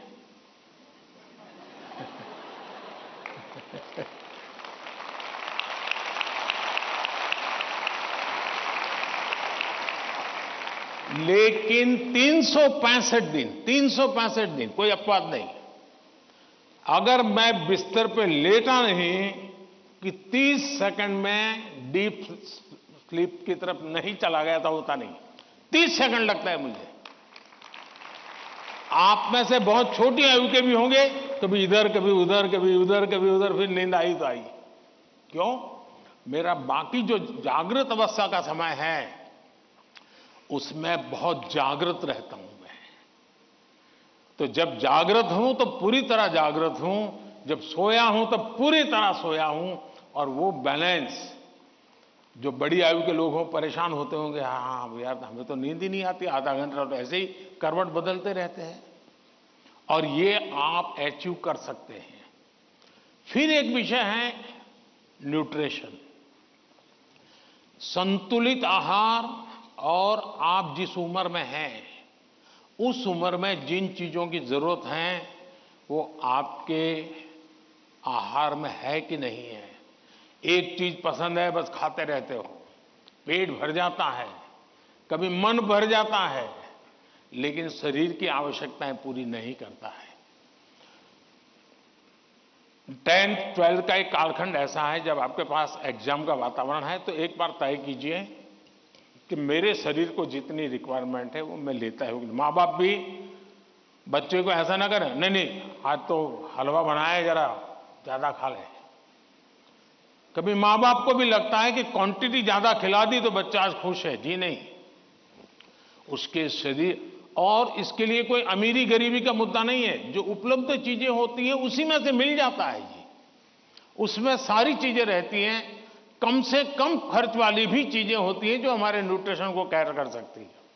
और इसलिए हमारे आहार में संतुलन, ये भी स्वास्थ्य के लिए उतना ही जरूरी है। और फिर एक्सरसाइज,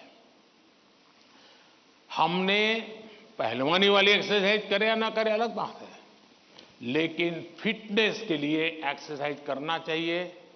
जैसे डेली टूथब्रश करते हैं ना, वैसे ही नो कॉम्प्रोमाइज एक्सरसाइज करनी चाहिए। मैंने कुछ बच्चे ऐसे देखे हैं, वो छत पे चले जाते हैं, किताब लेके चलते हैं और पढ़ते रहते हैं, दोनों काम कर लेते हैं।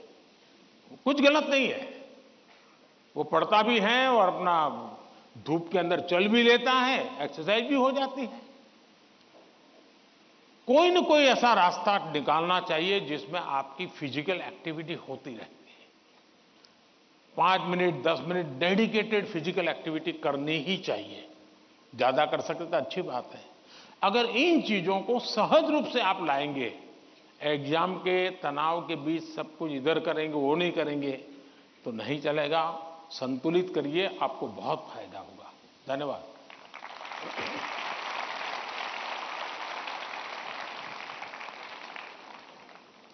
पीएम सर, आपने एग्जाम वॉरियर में भी हमें यही संदेश दिया है, जितना खेलोगे उतना खिलोगे।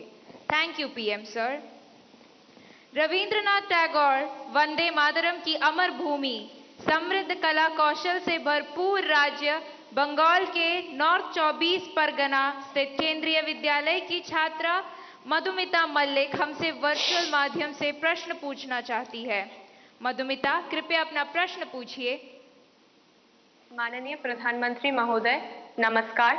मेरा नाम मधुमिता मल्लिक है। मैं पीएम श्री केंद्रीय विद्यालय बैरकपुर थलसेना कोलकाता संभाग की 11वीं विज्ञान की छात्रा हूँ। मेरा आपसे यह प्रश्न है, आप उन छात्रों को क्या सलाह देना चाहेंगे जो अपने करियर के बारे में अनिश्चित हैं या किसी विशेष करियर या पेशे को चुनने के बारे में दबाव महसूस करते हैं? कृपया इस विषय पर मुझे मार्गदर्शन करें। धन्यवाद महोदय। धन्यवाद मधुमिता। पीएम सर, भगवान कृष्ण की उपदेश भूमि, वीर बहादुर खिलाड़ियों के प्रदेश हरियाणा पानीपत के द मिलेनियम स्कूल की छात्रा अदिति तनवर ऑनलाइन माध्यम से जुड़ी हुई है और आपसे मार्गदर्शन चाहती है। अदिति, कृपया अपना प्रश्न पूछिए। माननीय प्रधानमंत्री जी, नमस्कार। मेरा नाम अदिति तनवर है और मैं the millennium school Panipat Haryana की कक्षा 11वीं की छात्रा हूँ। मेरा आपसे प्रश्न यह है कि मैंने ह्यूमैनिटीज को अपने विषय के रूप में चुना है और लोग रोज मुझ पर ताने कसते हैं। मुझे यह विषय पसंद है, इसलिए मैंने इसे चुना है, पर कभी कभी तानों को संभालना मुश्किल हो जाता है। इन्हें कैसे संभालें और कैसे नजरअंदाज करें, मैं इसमें आपसे मार्गदर्शन चाहती हूँ। धन्यवाद श्रीमान, नमस्कार। Thank you Aditi.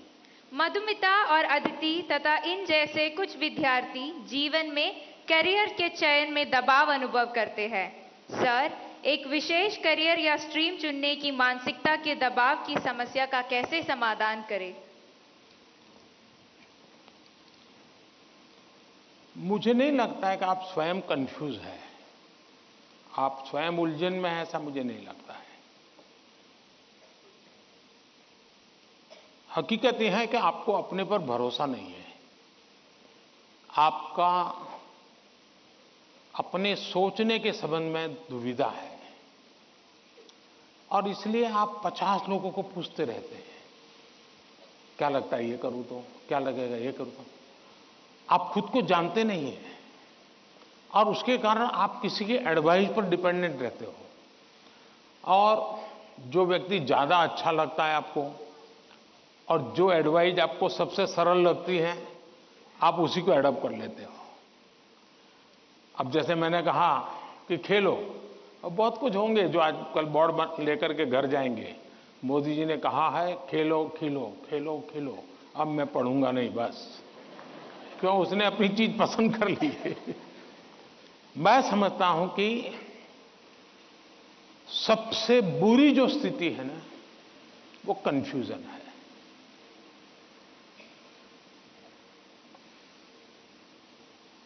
अनिर्णायकता है। अनिर्णायकता, आपने देखा होगा पुराने जमाने में ऐसी कथा चलती थी, कोई गाड़ी लेकर के जा रहा था और कुत्ता तय नहीं कर पाया, इधर जाओ उधर जाओ, और आखिरकार वो नीचे आ गया। यही होता है, अगर उसको पता है कि मैं उधर चला जाऊं तो हो सकता है कि वो ड्राइवर भी उसको बचा ले, लेकिन इधर गया इधर गया इधर गया तो ड्राइवर कितना ही एक्सपर्ट होगा, नहीं बचा पाएगा। हमें अनिश्चितता से भी बचना चाहिए, अनिर्णायकता से बचना चाहिए, और निर्णय करने से पहले सारी चीजें हमने उसको जितने तराजू पर तोल सकते हैं तोलना चाहिए। दूसरा, कभी कभी कुछ लोगों को लगता है कि फलानी चीज वैसी है, ठीक नहीं चीज। अब मुझे बताइए, स्वच्छता का विषय अगर प्रधानमंत्री के रूप में देखें तो बहुत मामूली विषय है कि नहीं है? बहुत मामूली विषय है कि नहीं है? कोई भी कहेगा यार पीएम को इतने सारे काम है, ये स्वच्छता स्वच्छता करता रहता है। लेकिन जब मैंने उसके अंदर अपना मन लगा दिया, हर बार मैंने उसको अपना एक महत्व का साधन बना दिया, आज स्वच्छता देश का प्राइम एजेंडा बन गया कि नहीं बन गया? स्वच्छता तो छोटा विषय था, लेकिन अगर मैं उससे जान मैंने भर दी तो वो बहुत बड़ा बन गया। इसलिए हम ये न सोचे, आपने देखा होगा, कल मैं पूरा तो पढ़ नहीं पाया लेकिन मेरा नजर गई कि किसी ने कहा है कि पिछले 10 साल में आर्ट और कल्चर के क्षेत्र में भारत का मार्केट 250 गुना बढ़ गया है। अब आज से पहले कोई पेंटिंग करता तो माँ बाप कहते पहले पढ़ाई करो, वैकेशन में पेंटिंग करना। उसको लगता ही नहीं था कि पेंटिंग भी जीवन में महत्व का विषय हो सकता है। और इसलिए हम किसी चीज को कम ना आके, हमारे में दम होगा तो हम उसको जान भर देंगे। हमारे में सामर्थ्य होना चाहिए, और जो चीज हाथ में लें उसमें जी जान से जुड़ जाएं।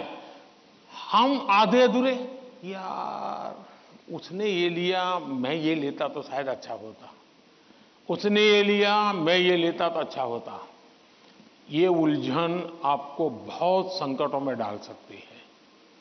दूसरा विषय है कि आज नेशनल एजुकेशन पॉलिसी ने आपके लिए बहुत सुविधा कर दी है। आप एक क्षेत्र में बढ़ रहे हैं, लेकिन आपको कहा मन कर गया चलो एक और ट्रायल करना है, तो आप शिफ्ट कर सकते हैं, आपकी राह बदल सकते हैं। आपको किसी पर बंधे रहने की जरूरत नहीं है, आप अपने आप प्रगति कर सकते हैं। और इसलिए अब शिक्षा में भी बहुत, आज मैं भी एग्जीबिशन देख रहा था, मैं देख रहा था कि बच्चों की प्रतिभा जिस प्रकार से प्रकट हुई है, प्रभाव करने वाली है। सरकार का आईएनबी मिनिस्ट्री सरकार की योजनाओं को कम्युनिकेट करने के लिए जो करे, उससे ज्यादा मैंने देखा इन बच्चों ने बहुत अच्छा किया है। नारी शक्ति का महत्व इतने बढ़िया तरीके से रखा है।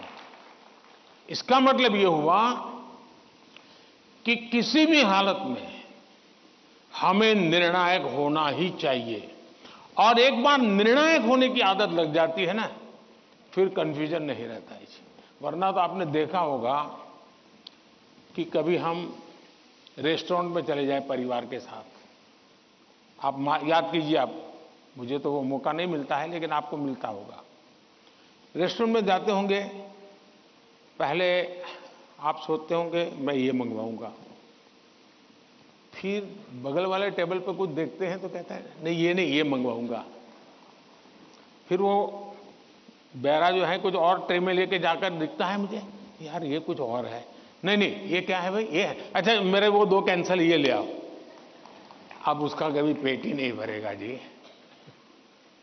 उसको कभी संतोष नहीं होगा, और जिस डिश आएगी तो उसको लगेगा यार इसके बजाय वो पहले वाला ले लिया होता तो अच्छा होता। जो लोग रेस्टोरेंट के डाइनिंग टेबल पर निर्णय नहीं कर पाते हैं, वो कभी रेस्टोरेंट का या खाने का आनंद नहीं ले सकते हैं। आपको निर्णायक बनना पड़ता है।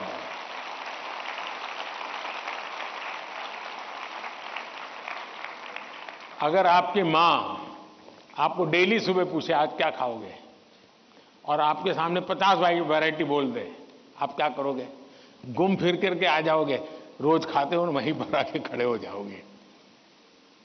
मैं समझता हूं कि हमें आदत डालनी चाहिए कि हम निर्णायक बने। निर्णय लेने से पहले 50 चीजों को हम बारीकियां देखें, उसके प्लस माइनस पॉइंट देखें, प्लस माइनस पॉइंट के लिए किसी से पूछें, लेकिन उसके बाद हम निर्णायक बने। और इसलिए कंफ्यूजन किसी भी हालत में आप किसी के लिए अच्छा नहीं है। अनिर्णायकता और खराब होती है, और उसमें से हमने बाहर आना चाहिए। Thank you.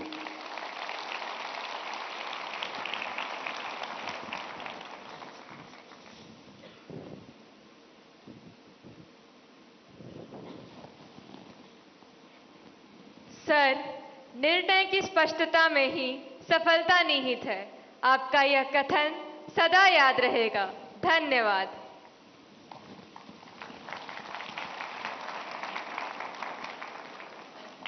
शांत समुद्र तट, चित्रमय गलियां और सांस्कृतिक विभिन्नताओं के लिए प्रसिद्ध नगर पुडुचेरी के गवर्नमेंट हायर सेकेंडरी स्कूल सदरापट की छात्रा दीवश्री हमारे बीच इस सभागार में मौजूद हैं और अपना प्रश्न पूछना चाहती हैं।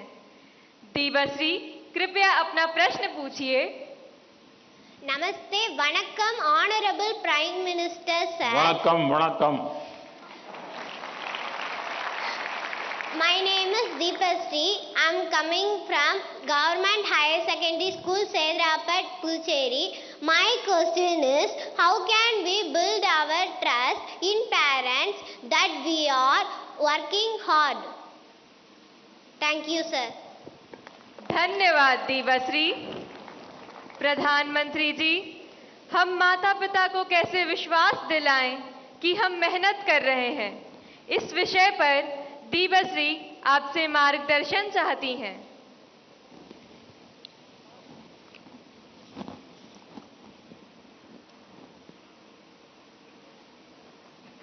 आपने सवाल पूछा है, लेकिन सवाल के पीछे दूसरा सवाल है आपके मन में, जो आप पूछ नहीं रही है। दूसरा सवाल यह है कि पूरे परिवार में मिसट्रस्ट है, ट्रस्ट डेफिसिट है, और ये यानी आपकी बहुत अच्छी परिस्थिति को आपने पकड़ा है। आपने उसको प्रस्तुत तो ऐसे किया घर में कोई नाराज ना हो जाए,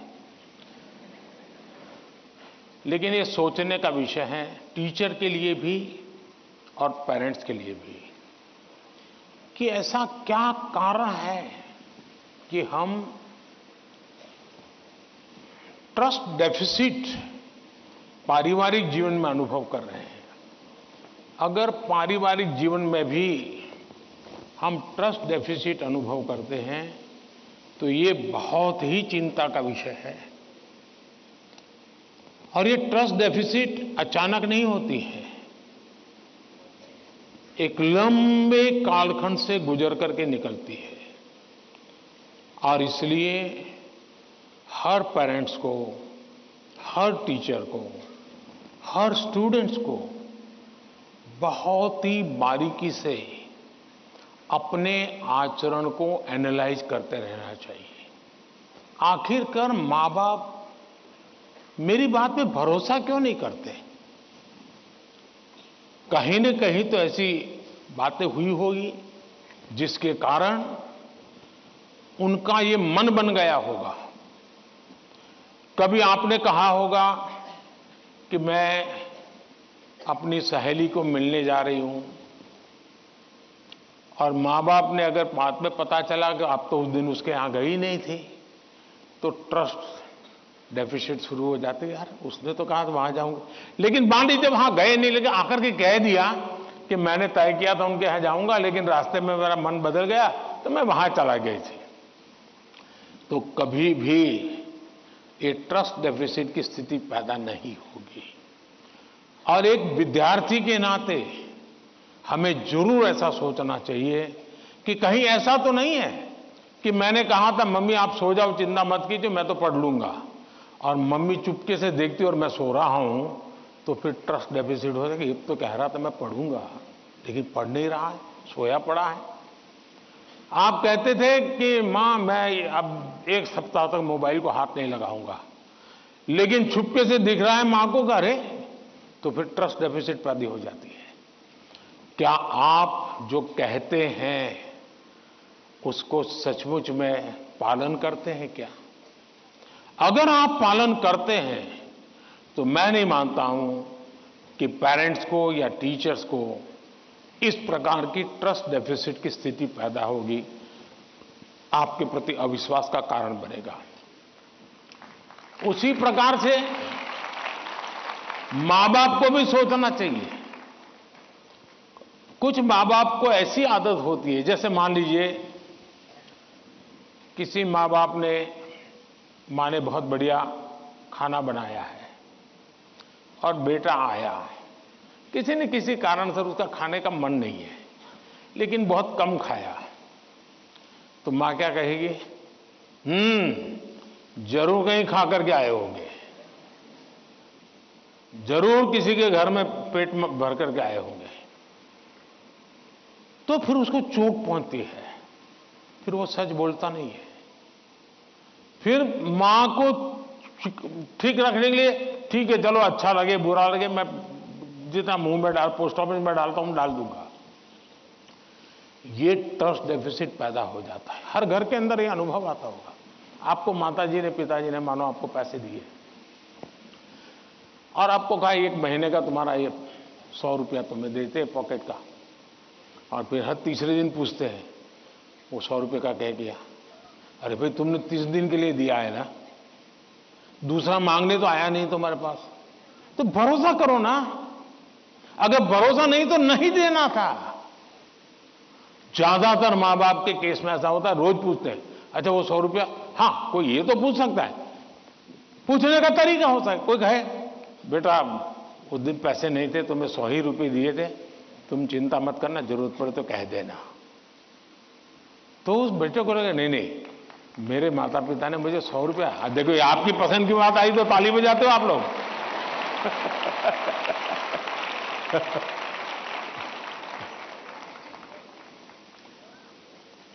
अगर वही सवाल ये पूछते 100 का क्या किया, इसके बजाय कह दे, तो बेटा कहेगा ना मां बिल्कुल नहीं, मेरे पास पैसे हैं, सफिशिएंट है। यानी हमारा एक दूसरे के बीच बात करने का तरीका कैसा है, ये चीजें सामान्य जीवन में जो अनुभव आती हैं वो फिर धीरे धीरे एजुकेशन सिस्टम के साथ रोजमर्रा की हमारी अपेक्षाएं होती है, उसके टकराव में कन्वर्ट हो जाती है। फिर कहा मार्क्स क्यों नहीं आए, बस तुम पढ़ते ही होंगे, ध्यान देते ही नहीं होंगे, क्लास में बैठते नहीं होंगे, अपने दोस्तों के साथ गप्पे मारते होंगे, हो सकता है वो पैसे हैं सिनेमा देखने चले गए होंगे, मोबाइल फोन पर रील देखते होंगे। फिर वो कुछ न कुछ कहना शुरू हो जाता है, फिर दूरी बढ़ जाती है। पहले ट्रस्ट खत्म हो जाता है, फिर दूरी बढ़ जाती है, और ये दूरी कभी कभी बच्चों को डिप्रेशन की तरफ धकेल देती है। और इसलिए मां बाप के लिए बहुत आवश्यक है, उसी प्रकार से टीचर्स ने भी बच्चों के साथ इतना खुलापन रखना चाहिए सहज रूप से अपनी बात कह सके। अगर उसको कोई सवाल समझ में नहीं आया तो कोई टीचर हड़का देगा, तुझे कुछ समझ नहीं आने वाला तो बाकियों को विद्यार्थियों का टाइम खराब मत करो, बैठ जाओ। कभी कभी क्या करते हैं टीचर भी, जो 4-5 होनहार बच्चे होते हैं ना, उनको वो बहुत प्रिय लगते हैं, उनसे उनका मन लग जाता है। बाकी क्लास में 20 बच्चे हैं, 30 बच्चे हैं, वो जाने उनका नसीब जाने, ये 2-4 में अपना मन लगा देते हैं, सब चीजें वाहवाही उन्हीं की करते रहते हैं, वही रिजल्ट देकर गए। अब आप उसको कितना आगे ले जा पाते हो तो अलग बात है, लेकिन बाकी जो है वहां से नीचे गिरा देते हैं। और इसलिए कृपा करके आपके लिए सभी स्टूडेंट समान होने चाहिए, सबके साथ इक्वली। हाँ, जो तेज होगा वो अपने आप में से जो अमृत है वो ले लेगा, लेकिन जिसको सबसे ज्यादा जरूरत है उसके प्रति अगर आप सिंपैथेटिक, और उसमें भी मैं मानता हूं उसके गुणों की तारीफ कीजिए। कभी एक बच्चा बिल्कुल वीक है पढ़ने में, लेकिन उसके हैंड राइटिंग अच्छे है, तो उसके सीट पे जाकर के, अरे यार क्या बढ़िया लिखते हो तुम, कितने हैंड राइटिंग तुम्हारे अच्छे हैं, क्या स्मार्टनेस है तुम्हारी। कभी ऐसा एक डल विद्यार्थी है, अरे यार तेरा कपड़ा बहुत शर्ट बहुत अच्छा है, उसके अंदर कॉन्फिडेंस बिल्डअप होगा, वो आपके साथ खुलने लग जाएगा, वो आपसे बातें करने लगेगा कि ये साहब के प्रति मेरे प्रति उनका ध्यान है। अगर ये सहज वातावरण बन जाएगा तो मैं नहीं मानता हूं कि, लेकिन ये विद्यार्थियों का भी उतना ही दायित्व है। हमें आत्मचिंतन करना चाहिए कि मेरी ऐसी कौन सी बातें थी जिसने मेरे घर के लोगों का मुझ पर से भरोसा उठ गया। ये किसी भी हालत में हमारे आचरण से हमारे परिवार के, हमारे टीचर का हम पे भरोसा उठना नहीं चाहिए। हमसे कुछ नहीं हुआ तो कहना चाहिए। दूसरा, मुझे लगता है कि परिवार में एक प्रयोग कर सकते हैं। मान लीजिए आपका बेटे या बेटी के 5 दोस्त हैं, तय कीजिए कि महीने में एक बार 2 घंटे वो 5 परिवार किसी एक परिवार में एकत्र होंगे, दूसरे महीने दूसरे परिवार में, बिल्कुल गेट टुगेदर करेंगे। और उसमें बच्चे बूढ़े सम हो गए, ऐसा नहीं कि 2 लोगों को घर छोड़ के आ जाएंगे। 80 साल के माँ बाप भी अगर फिजिकली फिट है, आ सकते हैं, उनको भी लेके आइए। और फिर तय कीजिए कि आज वो तो 3 नंबर का दोस्त है, उसकी माताजी एक कोई पॉजिटिव बुक पढ़ करके उसकी कथा सुनाएगी। अगले बार तय किए जो 4 नंबर का दोस्त है, उसके पिताजी एक कोई पॉजिटिव मूवी देखा होगा तो उसकी कथा सुनाएंगे। जब भी आप 1 घंटे का गेट टुगेदर करें, सिर्फ और सिर्फ उदाहरणों के साथ, किसी रेफरेंस के साथ पॉजिटिव चीजों की चर्चा करें, वहां के किसी के रेफरेंस से नहीं। आप देख लेना, धीरे धीरे वो पॉजिटिविटी पर्कुलेट होगी। और यही पॉजिटिविटी सिर्फ आपके बच्चों के प्रति नहीं, अंदर अंदर भी ऐसा ट्रस्ट का वातावरण बना देगी कि आप सब एक इकाई बन जाएंगे, एक दूसरे के मददगार बन जाएंगे। और मैं मानता हूं ऐसे कुछ प्रयोग करते रहना चाहिए। धन्यवाद।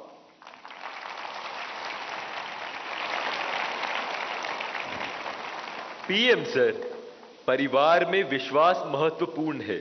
आपका यह संदेश हमारे घरों में खुशियां लाएगा। धन्यवाद पीएम सर। छत्रपति शिवाजी महाराज और समाज सुधारक महात्मा ज्योतिबा फूले की जन्मस्थली महाराष्ट्र की पुण्य नगरी पुणे से एक अभिभावक श्री चंद्रेश जैन जी इस कार्यक्रम से ऑनलाइन जुड़ रहे हैं और प्रधानमंत्री जी आपसे प्रश्न पूछना चाहते हैं। चंद्रेश जी, कृपया अपना प्रश्न पूछिए। माननीय प्रधानमंत्री जी, आपको मेरा सादर प्रणाम। मेरा नाम चंद्रेश जैन है, मैं एक अभिभावक हूं। मेरा आपसे एक प्रश्न है, क्या आपको नहीं लगता है आजकल के बच्चों ने अपने दिमाग का इस्तेमाल करना बंद कर दिया है? वे तकनीक पे अधिक निर्भर रहने लगे हैं क्योंकि सब कुछ उंगलियों पे उपलब्ध है। कोई इस युवा पीढ़ी को कैसे जागरूक कर सकता है कि वे प्रौद्योगिकी के स्वामी बनने चाहिए, उसका गुलाम नहीं? कृपया मार्गदर्शन कीजिए। धन्यवाद। थैंक यू चंद्रेश जी। आदिवासी जनजाति के लोक नायक, स्वतंत्रता सेनानी बिरसा मुंडा की जन्मभूमि झारखंड के रामगढ़ जिले से एक अभिभावक श्रीमती पूजा श्रीवास्तव जी ऑनलाइन माध्यम से इस कार्यक्रम से जुड़ी हुई है और प्रधानमंत्री जी आपसे प्रश्न पूछकर अपनी शंका का समाधान चाहती है। Pooja, please ask your question. Namaskar, Honorable Prime Minister Sir. My name is Kumari Pooja Srivastav. I am a parent of Priyanshi Srivastav studying in Sri Guru Nanak Public School, Ramgarh, Jharkhand. Sir, I want to ask that how I can manage my daughter's studies with using social media platform like Instagram, Snapchat, Twitter. Please guide me on this. Thank you, sir. Thank you ma'am. Himachal Pradesh Shivalik पहाड़ियों की तलहटी में स्थित हमीरपुर जिले के TRDAV school Kangu के एक छात्र अभिनव राणा ऑनलाइन माध्यम से जुड़ रहे हैं और प्रधानमंत्री जी आपसे एक प्रश्न पूछना चाहते हैं। अभिनव, कृपया अपना प्रश्न पूछिए। Honorable Prime Minister Sir, Namaskar. My name is Abhinav Rana. I am a student of TRDAV Public Senior Secondary School, Kangu District, Hamirpur, Himachal Pradesh. Sir, my question is, how can we educate and encourage students to manage exam stress effectively while also harnessing the benefits of mobile technology as a tool for learning rather than letting it become a distraction during crucial study periods? Thank you, sir. Thank you Abhinav. प्रधानमंत्री जी, चंद्रेश जैन, पूजा और अभिनव जैसे अनेक लोग जीवन में social media और technology के बढ़ते दबाव की स्थिति से परेशान हैं। वे सभी तकनीक पर निर्भरता एवं इसके अधिक प्रयोग से होने वाली दुष्प्रभाव से कैसे बचें? कृपया इस विषय में उचित परामर्श प्रदान कीजिए। देखिए, हमारे यहाँ शास्त्रों में भी कहा गया है और सहज जीवन में भी कहा गया, किसी भी चीज का अति किसी का भला नहीं करता है। हर चीज उसका एक मानदंड होना चाहिए, उसके आधार पर होता है। अगर मान लीजिए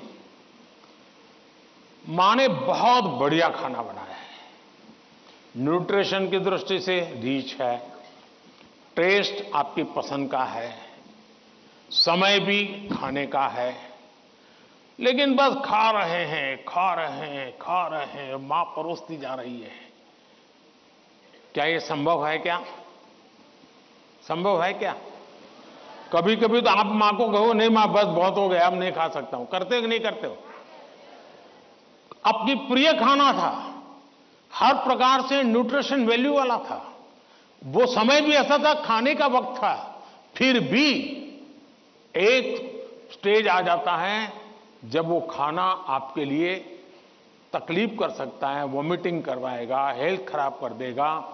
आपका कितना ही प्रिय खाना आपको रुकना पड़ेगा। रुकना पड़ता कि नहीं रुकना पड़ता?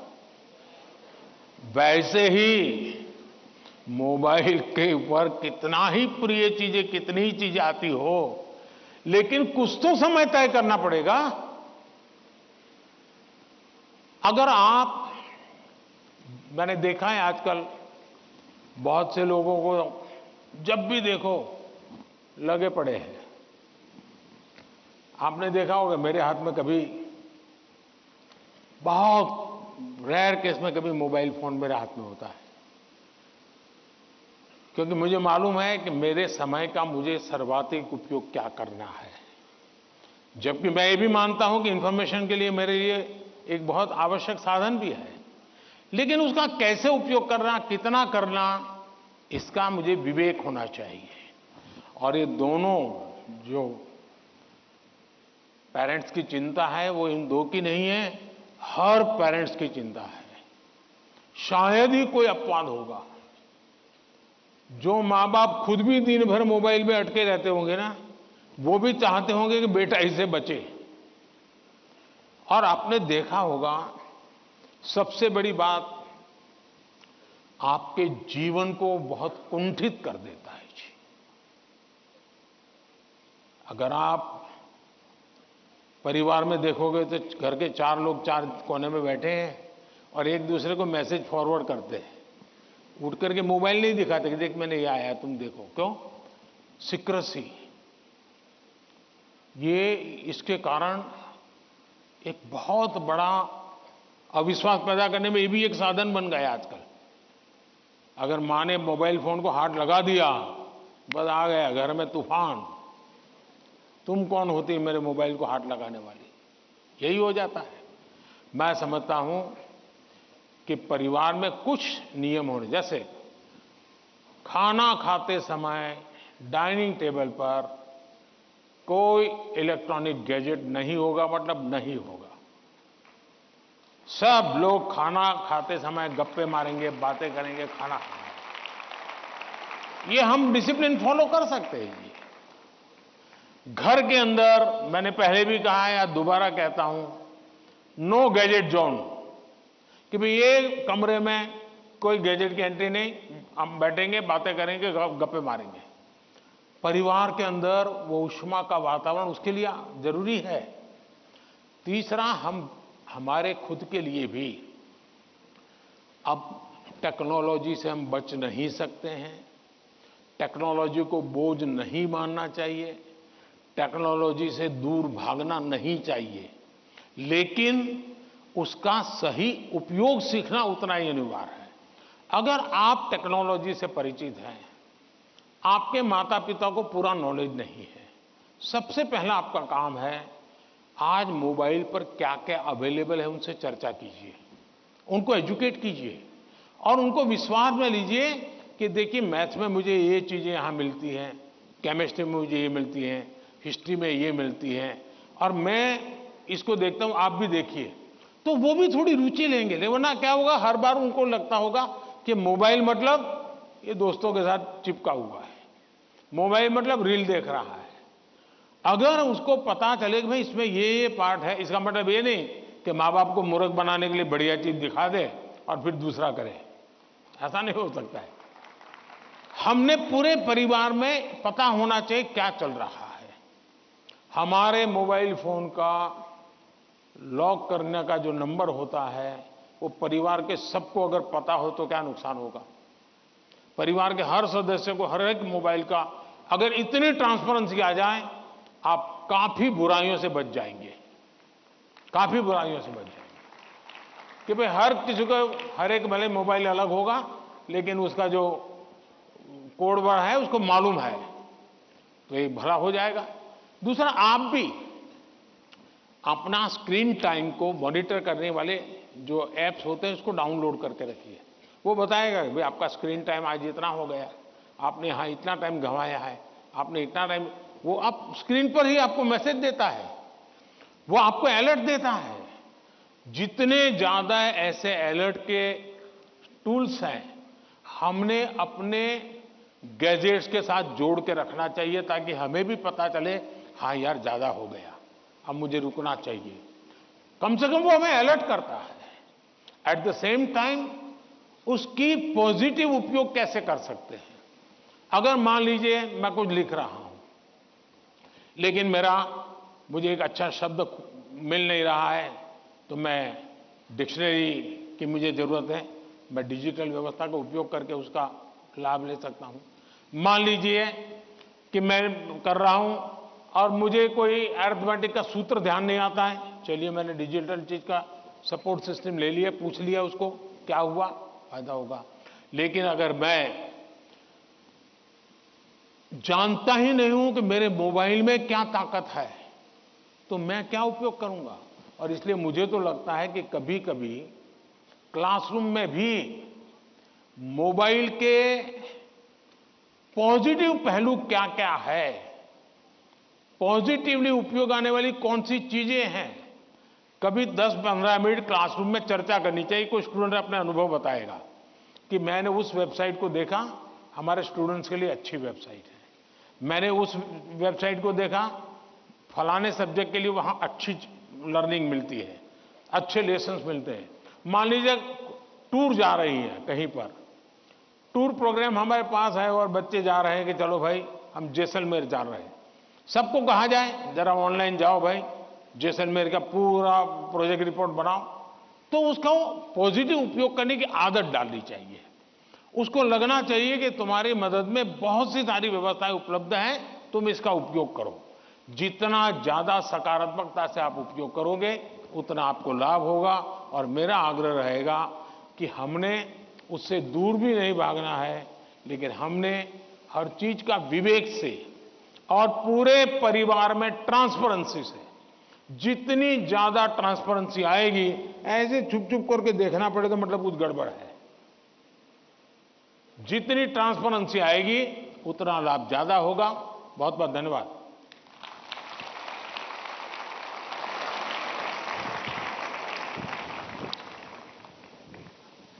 पीएम सर, सफलता के लिए जीवन में संतुलन बहुत महत्वपूर्ण है। यह मंत्र हमें सही राह पर अग्रसर करेगा। धन्यवाद। महाकवि सुब्रमण्यम भारती की जन्मभूमि तमिलनाडु की राजधानी चेन्नई के मॉडर्न सीनियर सेकेंडरी स्कूल के छात्र एम वागेश ऑनलाइन माध्यम से जुड़े हैं और प्रधानमंत्री जी आपसे प्रश्न पूछना चाहते हैं। M Vagesh, please ask your question. Honorable Prime Minister Sir, Namaste. My name is M. Vagesh. I am student of Modern Senior Secondary School, Nanganallur, Chennai. My question is, how do you handle stress and pressure in the super strong position as a Prime Minister? What is your key factor of controlling stress? Thank you. आप भी बनना चाहते हैं क्या? तैयारी कर रहे हो क्या? धन्यवाद एम वागेश। आज की इस परिचर्चा का अंतिम प्रश्न देवभूमि उत्तराखंड, जो अपनी प्राकृतिक सुषमा के लिए प्रसिद्ध है, उधम सिंह नगर स्थित डायनेस्टी मॉडर्न गुरुकुल एकेडमी की छात्रा स्नेहा त्यागी ऑनलाइन माध्यम से जुड़ी हैं और प्रधानमंत्री जी से प्रश्न पूछना चाहती हैं। स्नेहा, कृपया अपना प्रश्न पूछिए। दिव्य है, अतुल्य है, अदम्य साहस का परिचय है आप। युगों युगों के निर्माता, अद्भुत भारत का भविष्य है आप। देवभूमि उत्तराखंड से आदरणीय प्रधानमंत्री मोदी जी को मेरा चरण स्पर्श प्रणाम। मेरा नाम स्नेहा त्यागी है। मैं डायनेस्टी मॉडर्न गुरुकुल अकादमी सिंकी फार्म खटीमा उधम सिंह नगर की कक्षा 7 की छात्रा हूँ। आदरणीय प्रधानमंत्री जी से मेरा प्रश्न है कि हम आपकी तरह सकारात्मक कैसे हो सकते हैं। धन्यवाद श्रीमान। थैंक्स स्नेहा। प्रधानमंत्री जी, आप अपने बिजी लाइफ में प्रेशर को कैसे हैंडल करते हैं और इतना प्रेशर होने पर भी हमेशा सकारात्मक कैसे रह पाते हैं? आप यह सब कैसे कर पाते हैं? कृपया अपनी सकारात्मक ऊर्जा का रहस्य हमसे साझा करें। प्रधानमंत्री जी।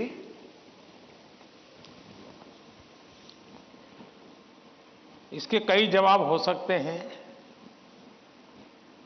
एक तो मुझे अच्छा लगा कि आपको पता है कि प्रधानमंत्री को कितना प्रेशर झेलना पड़ता है।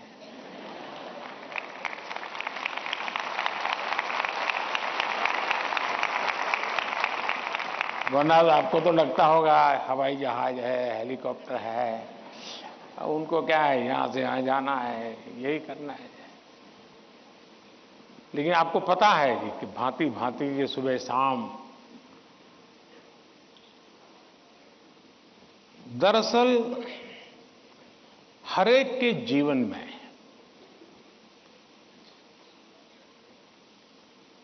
अपनी स्थिति से अतिरिक्त ऐसी बहुत सी चीजें होती हैं जिसको उसे मैनेज करना पड़ता है। जो उसने सोचा नहीं वैसी चीजें व्यक्तिगत जीवन में भी आ जाती है, परिवार जीवन में आ जाती है, और फिर उसे भी संभालना पड़ता है। अब एक नेचर ऐसा होता है कि भाई बहुत बड़ी आंधी आई है, चलो कुछ पल बैठ जाएं, निकल जाने दो।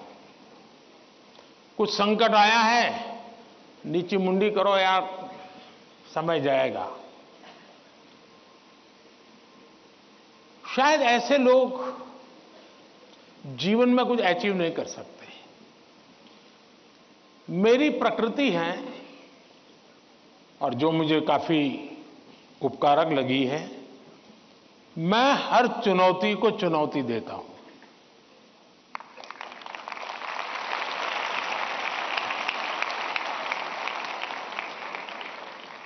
चुनौती जाएगी, स्थितियां सुधर जाएगी, इसकी प्रतीक्षा करते हुए मैं सोया नहीं रहता हूं। और उसके कारण मुझे नया नया सीखने को मिलता है। हर परिस्थिति को हैंडल करने का नया तरीका, नए प्रयोग, नई स्ट्रेटजी, ये इवॉल्व करने का सहज मेरी विधा, मेरा अपना विकास होता जाता है। दूसरा, मेरे भीतर एक बहुत बड़ा कॉन्फिडेंस है। मैं हमेशा मानता हूं कि कुछ भी है, 140 करोड़ देशवासी मेरे साथ हैं।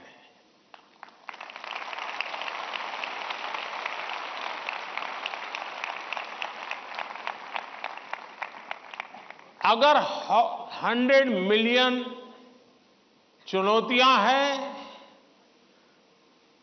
तो बिलियंस ऑफ बिलियन समाधान भी है। मुझे कभी नहीं लगता है कि मैं अकेला हूं। मुझे कभी नहीं लगता है कि मुझे करना है। मुझे हमेशा पता होता है मेरा देश सामर्थ्यवान है,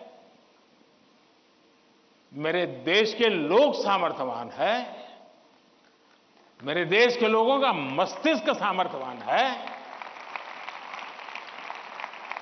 हम हर चुनौती को पार कर जाएंगे। ये मूलभूत मेरे भीतर मेरा सोचने का पिंड है।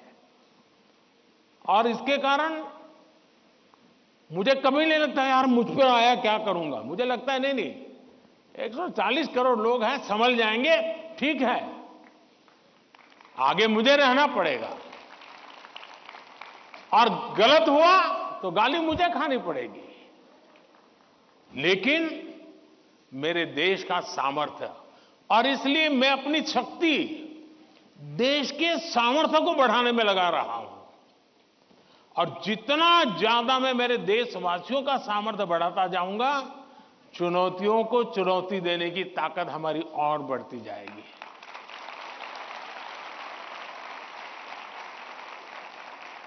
अब हिंदुस्तान की हर सरकार को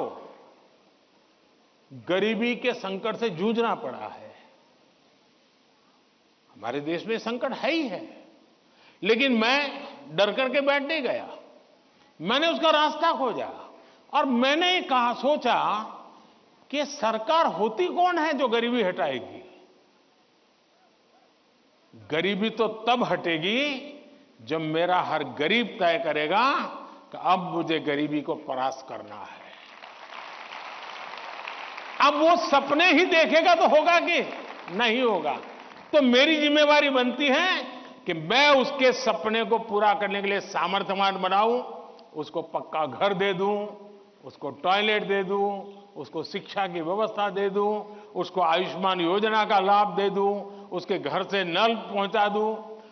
अगर मैं ये चीजों से जो उसको रोजमर्रा की जिंदगी से उसको जूझना पड़ता है, अगर मैं उससे उसको मुक्ति दिला देता हूं, उसको एम्पावर करता जाता हूं, तो वो भी मानेगा अब गरीबी गई, अब मैं उसको मारूंगा।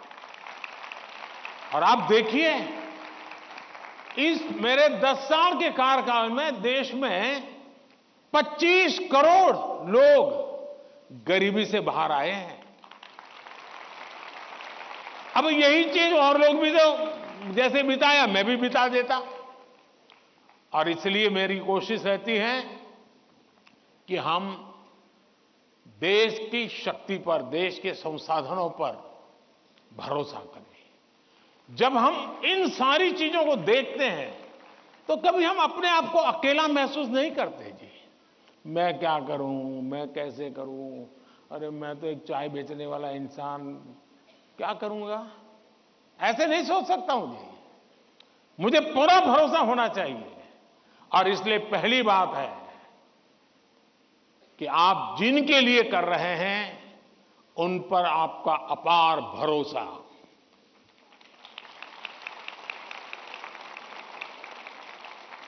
दूसरा, आपके पास निरक्षीर का विवेक चाहिए। कौन सा सही है, कौन सा गलत है, कौन सा आज जरूरी है, कौन सा अभी नहीं, बाद में देखेंगे। आप प्रायोरिटी तय करने का सामर्थ्य चाहिए। वो अनुभव से आता है, हर चीज को एनालाइज करने से आता है। मैं दूसरा प्रयास ये करता हूं।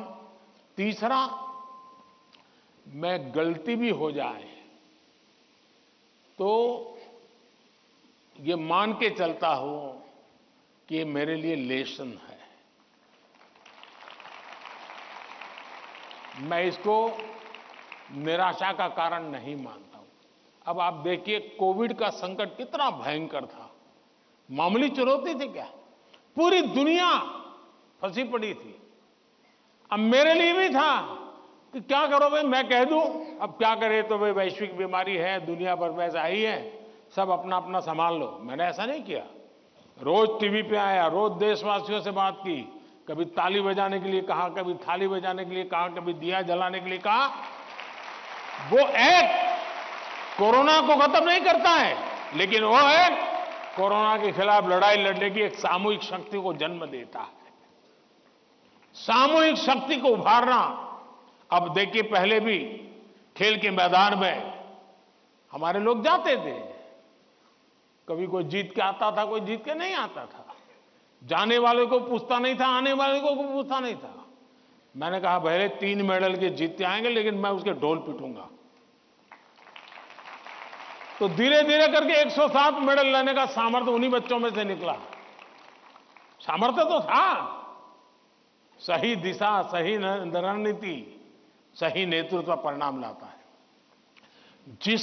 जिसके पास सामर्थ्य है, उसका सही उपयोग करना चाहिए। और मेरा तो गवर्नेंस का एक सिद्धांत रहा है कि अच्छी सरकार चलाने के लिए, इन समस्याओं के समाधान के लिए भी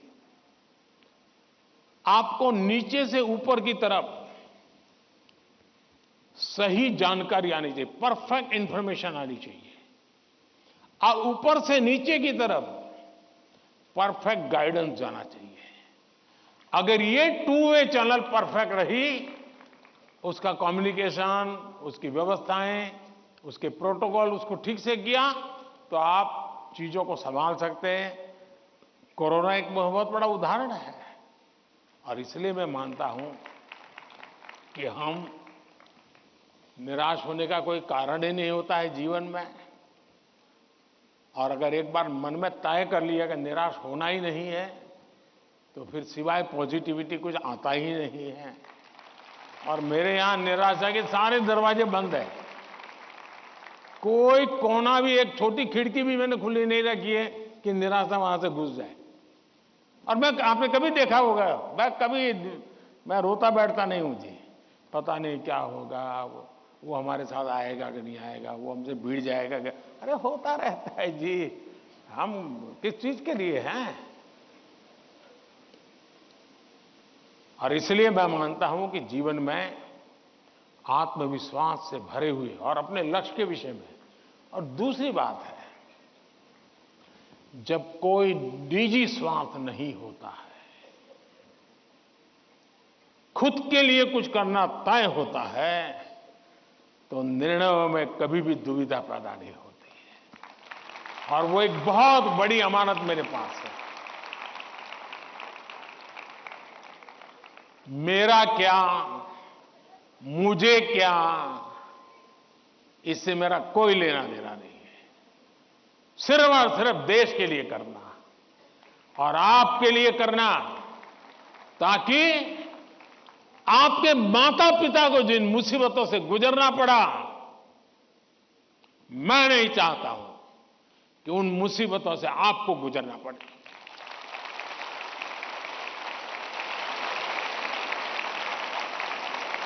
हमें ऐसा देश बना करके देना है दोस्तों, ताकि आपके भावी पीढ़ी को भी, आपके संतानों को भी लगे कि हम ऐसे देश के अंदर और पूरी तरह खिल सकते हैं, अपना सामर्थ्य दिखा सकते हैं। और ये हमारा सामूहिक संकल्प होना चाहिए, ये हमारा सामूहिक रिजॉल्व होना चाहिए और परिणाम मिलता है। और इसलिए साथियों, जीवन में पॉजिटिव थिंकिंग की बहुत बड़ी ताकत होती है। बुरी सी बुरी चीज में भी पॉजिटिव देखा जा सकता है, उसको हमने देखना चाहिए। धन्यवाद जी।